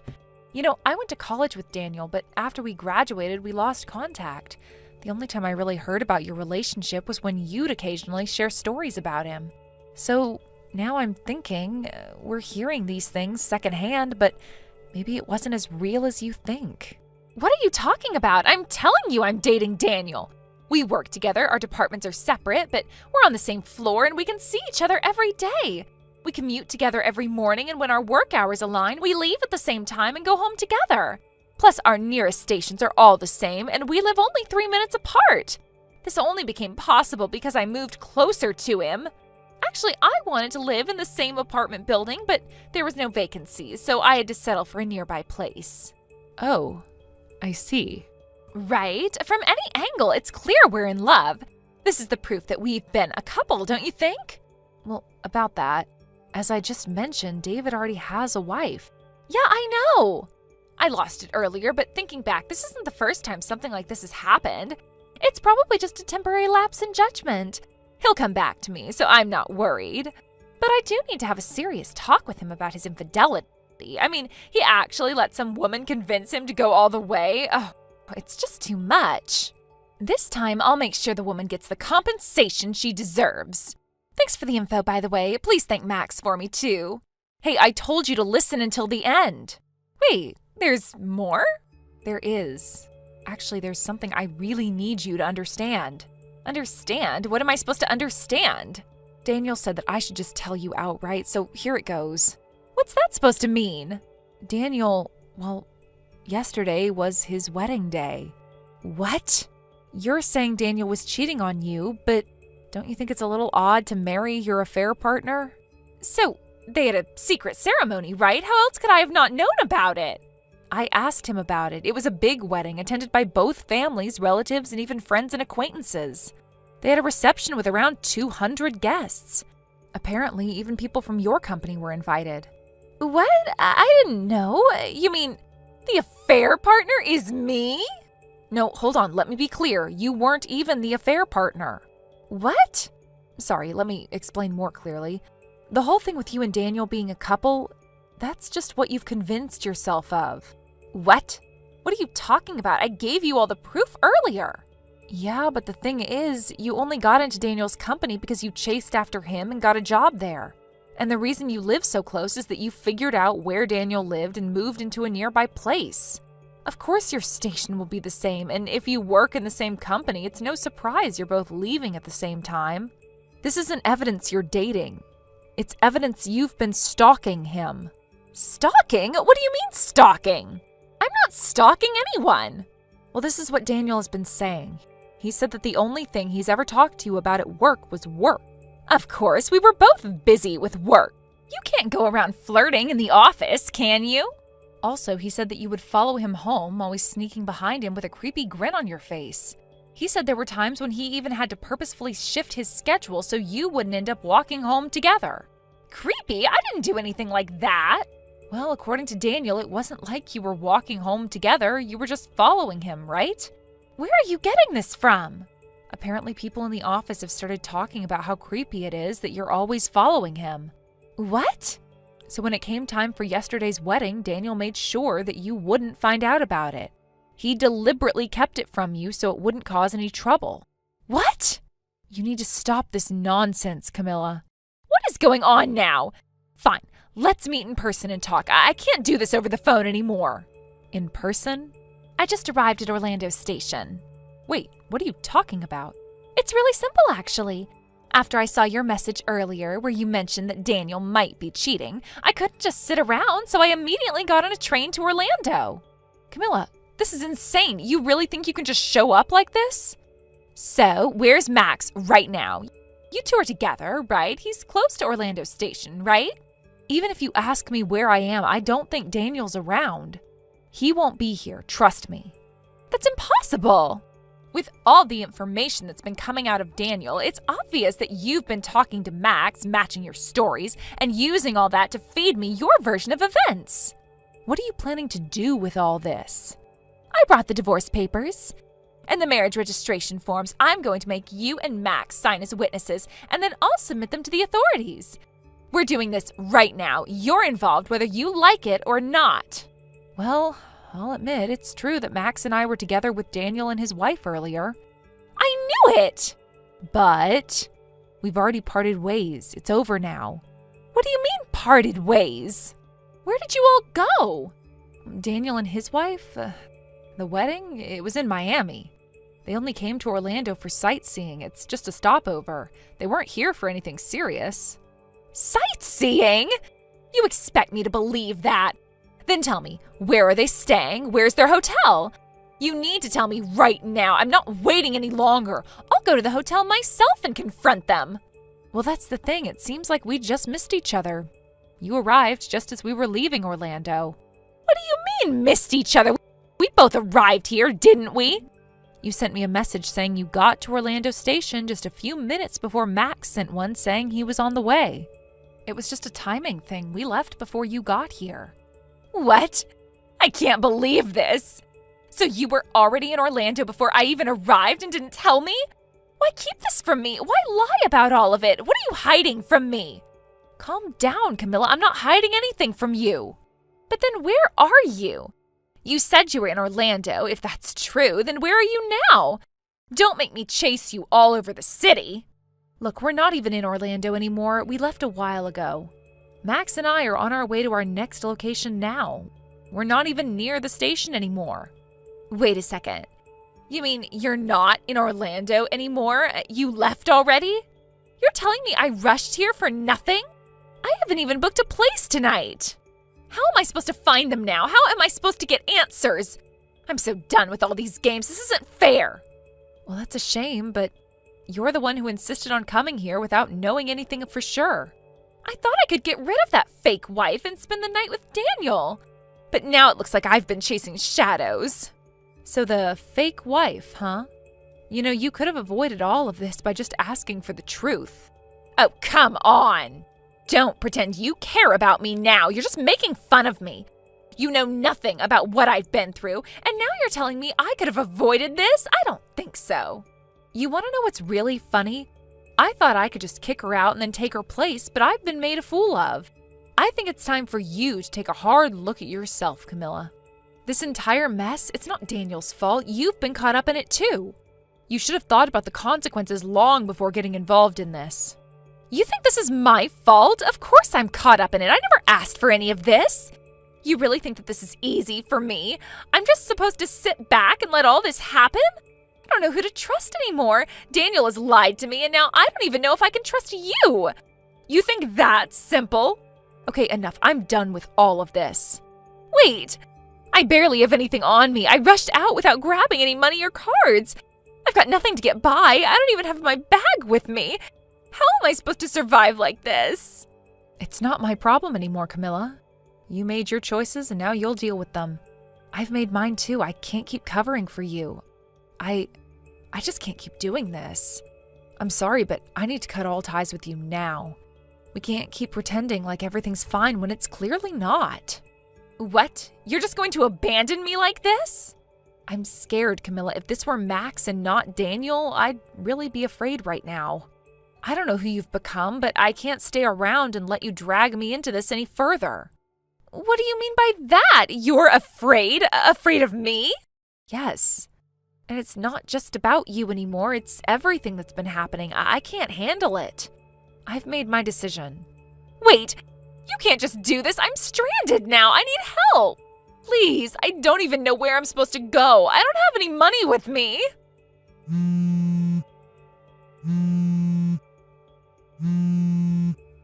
Juliana!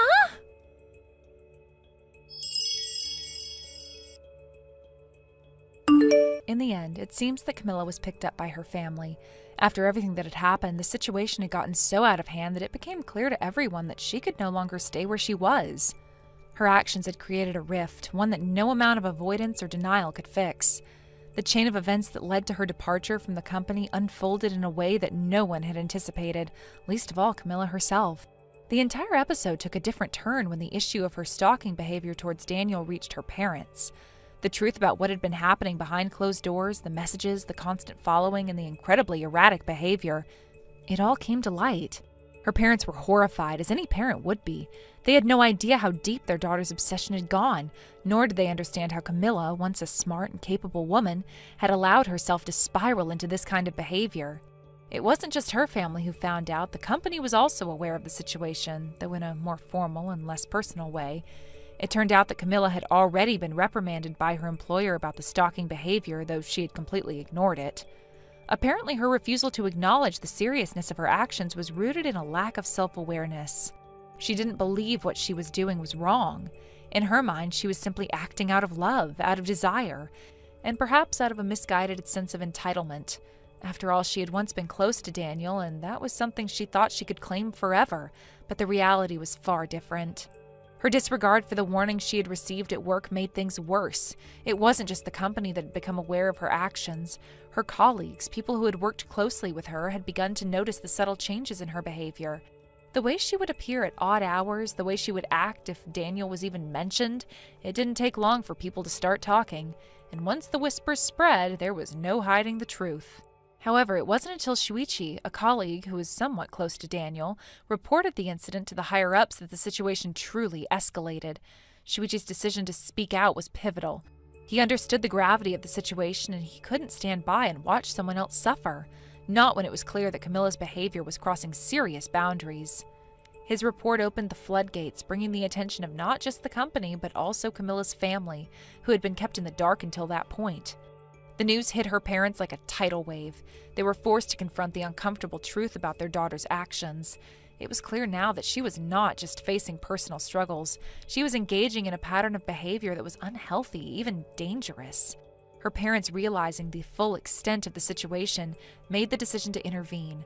They had no choice but to remove her from the environment that had fueled her obsession. Under pressure from her parents and in the face of the disapproval from those around her, Camilla was forced to leave the company. It wasn't a decision made lightly. There were discussions or arguments and, no doubt, a great deal of emotional turmoil. But in the end, the cold reality of the situation left her with little choice. The weight of the scandal and the increasing isolation from her peers and colleagues made her feel cornered. She had to step away, retreat to the comfort of her childhood home, and try to pick up the pieces of her life, even if she didn't fully understand what had gone wrong. For Daniel, the situation had also become complicated. He had always kept a low profile at work, never seeking the spotlight, and now he found himself having to navigate a delicate situation. His family background, his father was the head of a successful company, had already made him somewhat of a controversial figure in the workplace. But the stakes had become even higher when it was revealed that he was married to someone whose family business was just as influential. Daniel knew that the growing tension between him and Camilla could not be allowed to escalate any further, especially with all of the external pressure on him. In an attempt to protect his privacy and his career, Daniel decided to take a step back. He resigned from his position at the company, though his departure was handled with a great deal of discretion. The decision to leave, while necessary, was not made in a public manner. Daniel was careful to ensure that his exit was as smooth as possible, and the company, aware of the sensitive nature of the situation, took measures to prevent Camilla from finding out the exact details. He wanted to avoid drawing any more attention to himself, especially with the risk of Camilla continuing her obsessive behavior. Daniel's departure wasn't the end, though. His future had already been planned out, and in the coming months he would begin a new chapter in his life, one that would take him overseas. He was set to join an international branch of the company and work as part of the management team, a role that would require intense preparation and training.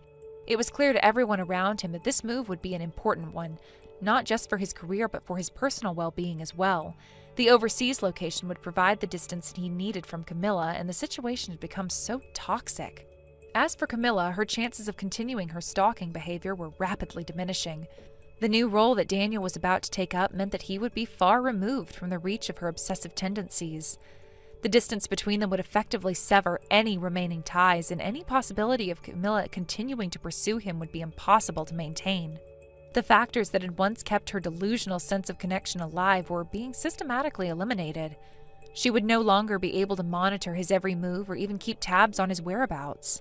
The circumstances had changed in ways she could not control, and as much as she might have wanted to hold on, the reality was that Daniel's life was no longer something she could invade. As this chapter of their lives began to close, it became clear to everyone involved that the situation had been one of deep personal reflection. Daniel in particular had learned how to deal with the complexities of his background and his family's expectations. The struggles he had faced weren't just related to Camilla, they were also about his own identity and his place in the world. The move overseas, far from being a mere job opportunity, symbolized a fresh start, a chance to reinvent himself and finally escape the constraints that had once defined his life. In the end, though it wasn't an easy journey for anyone involved, there was a sense of closure, however bitter. Camilla's story would have to continue without the person she had fixated on, and for Daniel, it was the beginning of a new chapter that he hoped would be filled with peace, free from the shadows of his past. Thank you for watching and listening. We hope you enjoyed the video. Don't forget to like this video and subscribe. Also, feel free to leave a comment about what you thought of the story. We look forward to seeing you at the next story. Thank you for watching. Please subscribe and hit the like button. See you next time.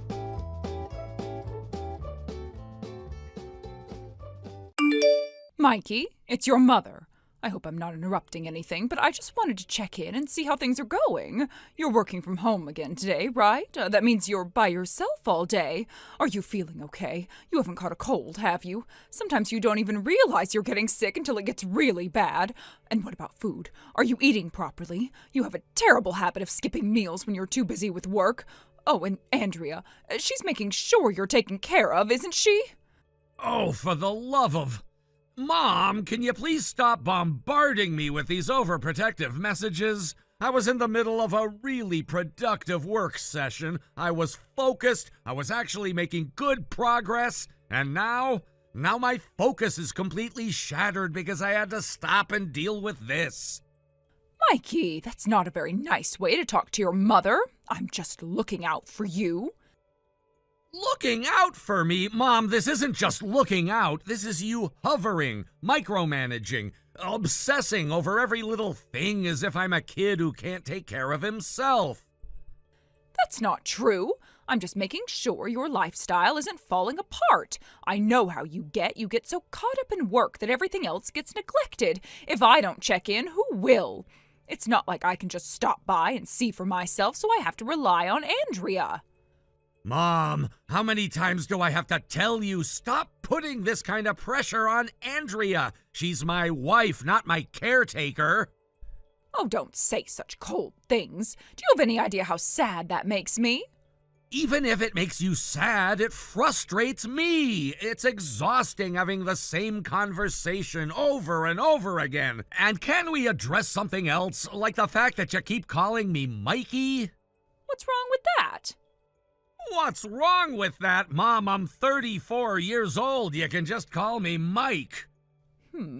I don't know. To me, you'll always be Mikey. Parents don't just stop seeing their children as their babies, you know. No matter how old you get, you're still my little boy. Yeah, I think you're taking that phrase way too literally. Anyway, where's Andrea? I messaged her a little while ago, but she hasn't responded. She's at work. Obviously, but I sent her a message and she still hasn't replied. That's because she can't check her phone during work hours. Her company has a strict policy against personal phone use. She has to leave her phone in her locker. If she sees your message at all, it won't be until her shift is over. What? So she won't even see it for hours? That's right. That means she's not properly taking care of you, is she? What? Mom, what exactly did you message her? I just asked if she went home during her lunch break. Why? Because she should be making sure you have lunch, of course. Mom, I can make my own lunch. So she didn't come home, did she? Obviously not. She only gets an hour for lunch. Even if she wanted to, there's no way she could make a round trip, cook, and still get back to work in time. Oh my goodness, Andrea works that far away? It's not that far. It's just too far for a round trip during a 1-hour break. No. If she's too far away to come home and take care of you, then that's too far. Mom, I know people who commute 2 hours one way. Compared to that, Andrea's job is close. That's completely different. If she weren't responsible for looking after you, then I wouldn't care. But she is. She's your wife. She should be there to take care of you when you need her. We need to do something about this. She should quit that job and find something closer. Mom! No, listen to me, Mikey. A job is a job. There are plenty of jobs out there. She can find one that's within a reasonable distance. And by reasonable distance, you mean? Oh, I don't know. 3 minutes away by bicycle should be the absolute limit. That's insane. We live in a suburban residential area. There aren't even that many workplaces that close by. Then you should move somewhere that makes more sense. No! Andrea likes her job. She enjoys the work, she's good at it, and she's happy there. I'm not gonna ask her to leave just because you think she should be hovering over me all day. Mikey, I can't believe you're okay with this. Okay with what? You've only been married for 3 months and you're already letting Andrea carry such a heavy burden. What? I thought marriage was about a husband taking care of his wife, providing for her, making sure she doesn't have stress. Instead, you've put her in a position where she has to work so hard, commuting so far, and still coming home to take care of you. Mom, stop. If only I didn't live so far away. If it weren't for this 4-hour distance, I would come take care of you every single day. Don't! Do not even joke about that! Actually, Oh, no. there's something I've been planning for a while now. I think it's finally time to put it into action. What are you talking about? You'll see. It's a surprise. A surprise?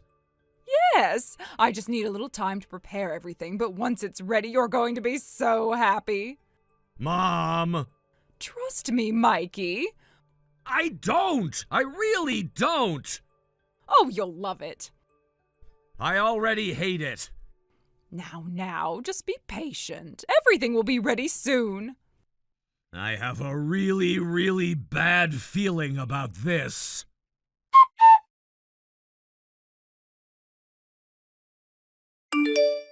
Andrea? Hey, just a heads up. Pretty sure my mom sent you another one of her clingy, overbearing messages. As always, feel free to ignore it. Hey, you. Yeah, I figured. My phone buzzed a couple of times while I was packing up, and I had a feeling it was her. You okay, though? She didn't completely throw you off your day? Let's just say my patience is wearing thin. Oh, no. She hit me with the Mikey barrage again. Mikey! I swear to God, Andrea. I'm sorry, I couldn't resist.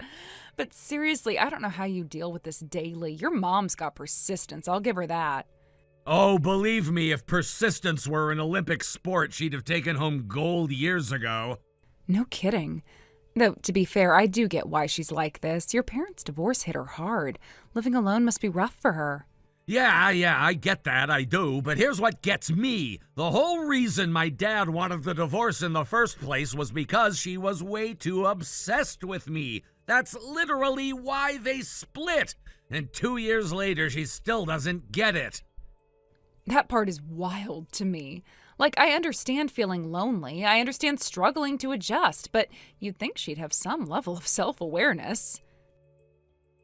Nope, none. Not even a little. That's honestly kind of terrifying. Right?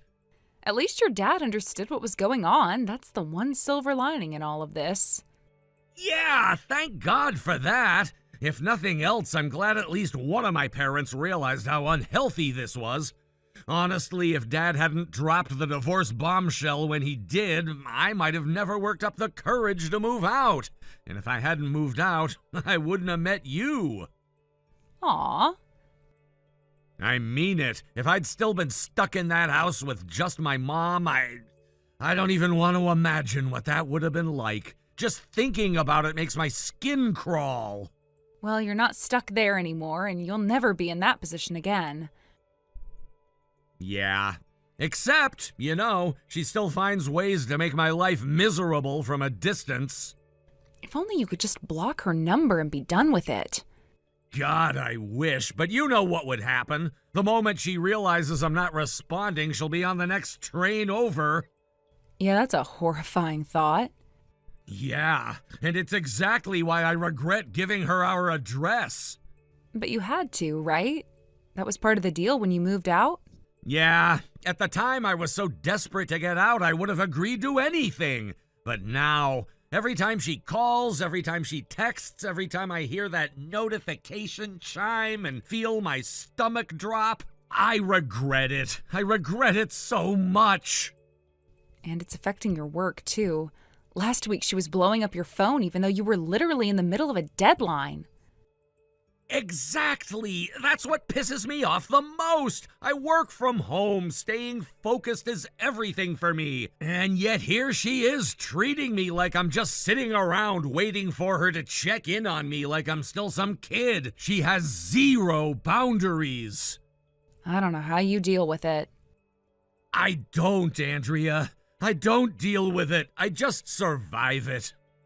That's not okay.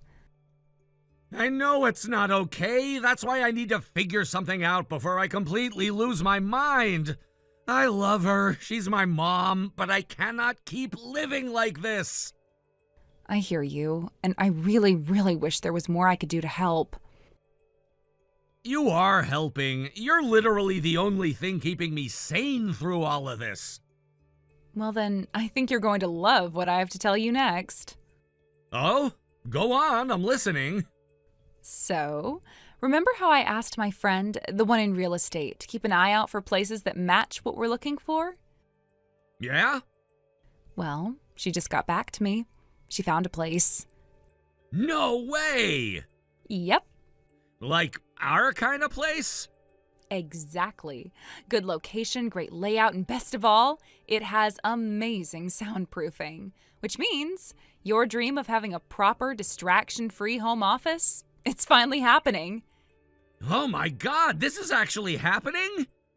It is! And get this, we can go and see it as early as tomorrow. Tomorrow? Yes! We're going, no question! I knew you'd say that. I'll let my friend know we're in.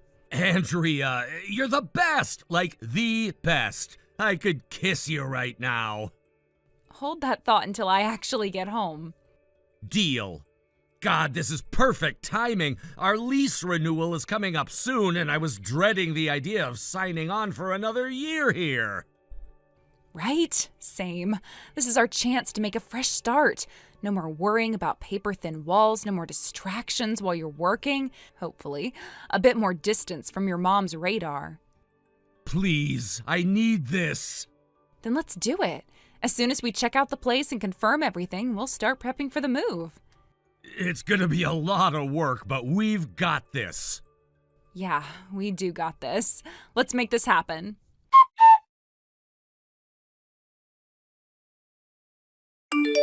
Mikey, it's your mother. I'll be arriving there soon. Oh, and if you're busy, you don't have to reply. There's no need. Because from now on, we'll be together all the time. Isn't that wonderful? Mikey, are you home? I just arrived and the door was unlocked. Did you forget to lock it, or did you simply leave it open by mistake? I didn't want to barge in on you, but I thought maybe I could surprise you with something today. But now it feels like I've thrown everything off. I expected to walk in and find you both here enjoying a quiet Sunday, but no one's around. I thought you'd be spending time together, but maybe I misjudged that. Well, if you're not home, that's fine. I'll just go ahead and handle things here. Don't worry about me, Mikey. Just keep doing what you're doing. Don't feel like you have to rush back. I'm just here to look after things, and it's no trouble at all. Wait, Mom, what's going on? Oh, Mikey, I didn't mean to startle you. It's just, I thought you might want to know. I've just brought some of my things in. I managed to get a friend to help me unload everything. I've started moving in just a little. I didn't want to overwhelm you, but I thought this might be the best time. What? What do you mean you brought your things here? Yes, Mikey, I thought it would be nice to be closer. You've been through so much, and I know how tough it's been for you. I thought that if I was here, it might help. I've been thinking about how hard it's been, how much you've been struggling, and I couldn't just sit by and do nothing. I want to help, Mikey. Help? By moving in without asking me? I didn't want to come in uninvited, but I thought if I were here, I could take care of things for you. I could make sure you're all right, keep things in order. You know, like I always have. I can't bear to think of you suffering in silence when I'm here, and I can take care of it all. Look, Mikey, I know I've been a little overbearing in the past, but I just want to be there for you. I didn't ask for this, Mom. You can't just move in whenever you feel like it. But Mikey, this is what I've always done for you, right? I raised you, I took care of you when you were little. This isn't any different. I just want to make sure you have what you need. This isn't the same thing. You can't just barge into my life like this. I'm not barging in, Mikey. I'm just trying to take care of you. Look, I saw the kitchen and I thought to myself, this place needs a woman's touch. You know, things could be a little cleaner, a little more organized. And the fridge, it was almost empty, just beer and snacks. You're not eating properly, are you? What does that even matter? Mikey, you don't understand. I can't stand the thought of you not taking care of yourself. I know how much stress you're under. I've seen it, and you've been so distracted, so busy that you're forgetting basic things. This isn't like you, Mikey. You've always been so responsible. But now I see this place, and I can't help but think that Andrea isn't keeping up. What are you saying about Andrea? Look at this place. It's not what I expected. It's a little messy. Maybe she's just not cut out for keeping things together. I'm sorry, Mikey, but that's what it looks like. I know she's been trying, but sometimes trying isn't enough, is it? Are you seriously saying this? You're criticizing Andrea now? I'm just saying what I see. I can't help but feel like you're not being taken care of the way you should be. You're my son. I can't stand the thought of you going through all of this on your own. Mom, this isn't about me needing you. This is about you needing control. I'm not controlling you, Mikey. Yes, you are. I just want to help, Mikey. I want to make things better for you. If I'm here, things will get easier for you. I'll cook for you, I'll clean, I'll make sure you don't feel so alone. I don't need you here. I'm not a kid anymore. Oh, you don't need to take care of everything by yourself. You shouldn't have to. But I do. I've always done it on my own. I've learned to handle things, and now I can't even think straight with you here trying to fix everything. I'm just trying to make sure you're okay. I don't want you to feel like no one cares, Mikey. I'm fine. I've always been fine. I don't need you to take over. I'm not taking over, Mikey. I'm here because I care about you. I'm here because I love you. I know how hard it's been. You don't get it. You're not listening to me. Mikey, I just want to be there for you. I want to take some of the burden off you. You don't need to do it all by yourself. You're not helping. You're making it worse. You can't just keep doing everything, Mikey. I want to help. Let me help you. Mom, this is wrong. You can't just walk into my life like this. I didn't ask for this, and I don't want it. I thought maybe if we lived together again, things would feel more like they used to. It's been hard for you, and I just thought it would make things better. It's not going to make anything better. I didn't want to upset you, Mikey. I wanted to help. I wanted to be there for you. By moving in without asking, without even telling me? I thought it would be a good surprise. It's not a surprise, Mom. It's a violation. You can't just take over. Mikey, please, I just want to be there. I just want to help. Well, I don't want your help. I don't need it. Mikey, please, I don't want to lose you. I can't stand the thought of you being unhappy. You're not losing me. You're just pushing me away. I'm not trying to push you away, Mikey. I don't know what to do anymore. I can't stand seeing you struggle, and I thought I could fix it. You can't fix it. You can't fix me, and you can't fix my life. I just want to be there, Mikey. Please, I'm sorry if I've hurt you.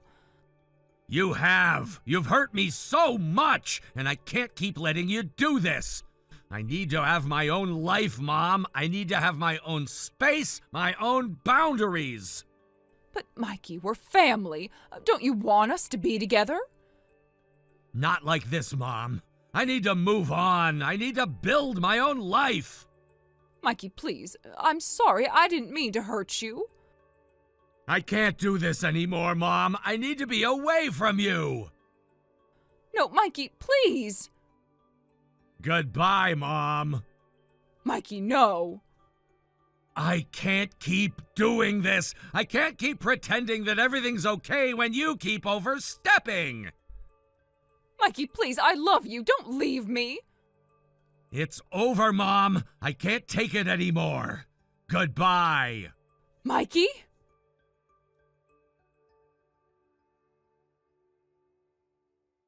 Mikey, please.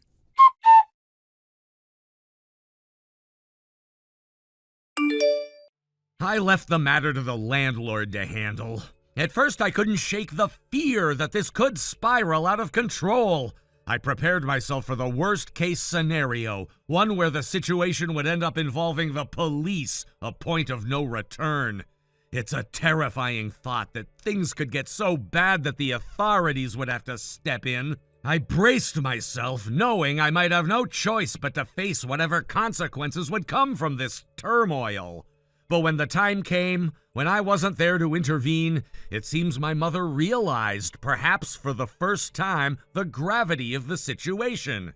The tension was building, and she must have seen how quickly things could spiral beyond repair. Maybe it was the sheer weight of it all, of everything that had been left unsaid, unresolved, that pushed her to the point where she knew she had to step back. She must have understood on some level that it would only get worse if she kept trying to manipulate the situation or avoid the truth. So, without any further drama, she did something unexpected. She apologized.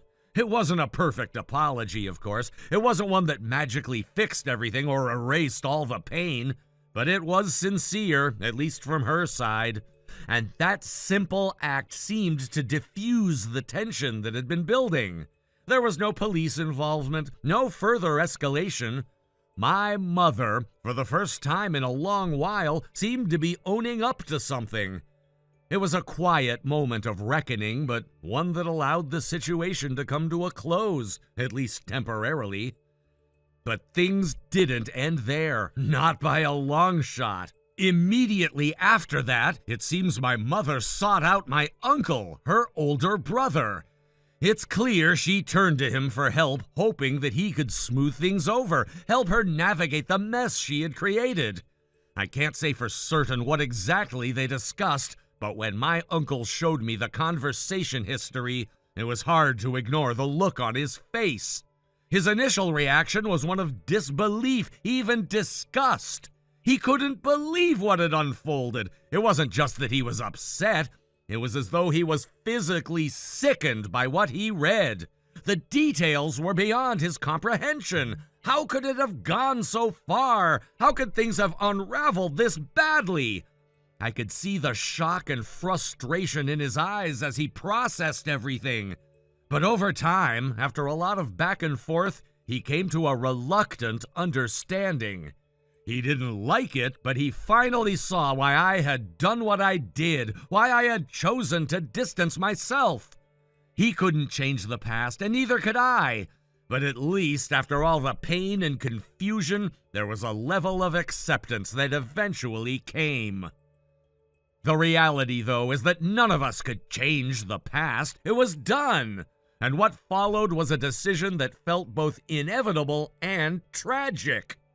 My mother was going to move into the annex, the small separate living space on our property. The idea was that she could live there on her own, away from the chaos of the main house. It was a temporary solution, though. It wasn't long before we all agreed that the next step would be for her to eventually move into a nursing home. It wasn't something we were happy about, but it was the only option left. After everything that had happened, it didn't seem like she was capable of living independently anymore. But that decision came with a heavy emotional toll. I don't think anyone could have predicted how much it would affect my mother. When she finally understood the extent of what had happened, when she realized how far things had fallen, it was as if a switch flipped inside her. The woman who had once been so full of life, so vibrant and active, suddenly seemed to age in an instant. She seemed to collapse inward emotionally, as if the weight of her choices had finally caught up with her. It's strange, because before all of this, I had never imagined her in this light. She was always so strong, so confident, never one to let things get to her. But now, watching her wither away emotionally, it's hard to reconcile that image of her with the person she's become. I hear that she spends most of her days in the annex now, in the solitude of her own room. It's as if she's become a shell of her former self. I'm told she often sits in the corner of the room staring at a photo of me.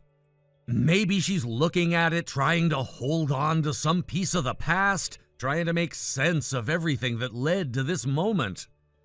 I don't know what goes on in her mind, but I can't help but think that she's trapped in a cycle of regret.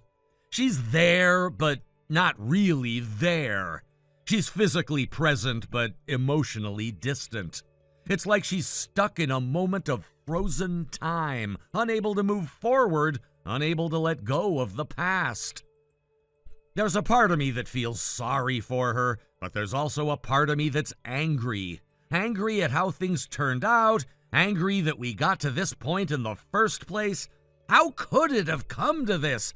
Why did it take this much for her to finally realize what she had done, the pain she had caused?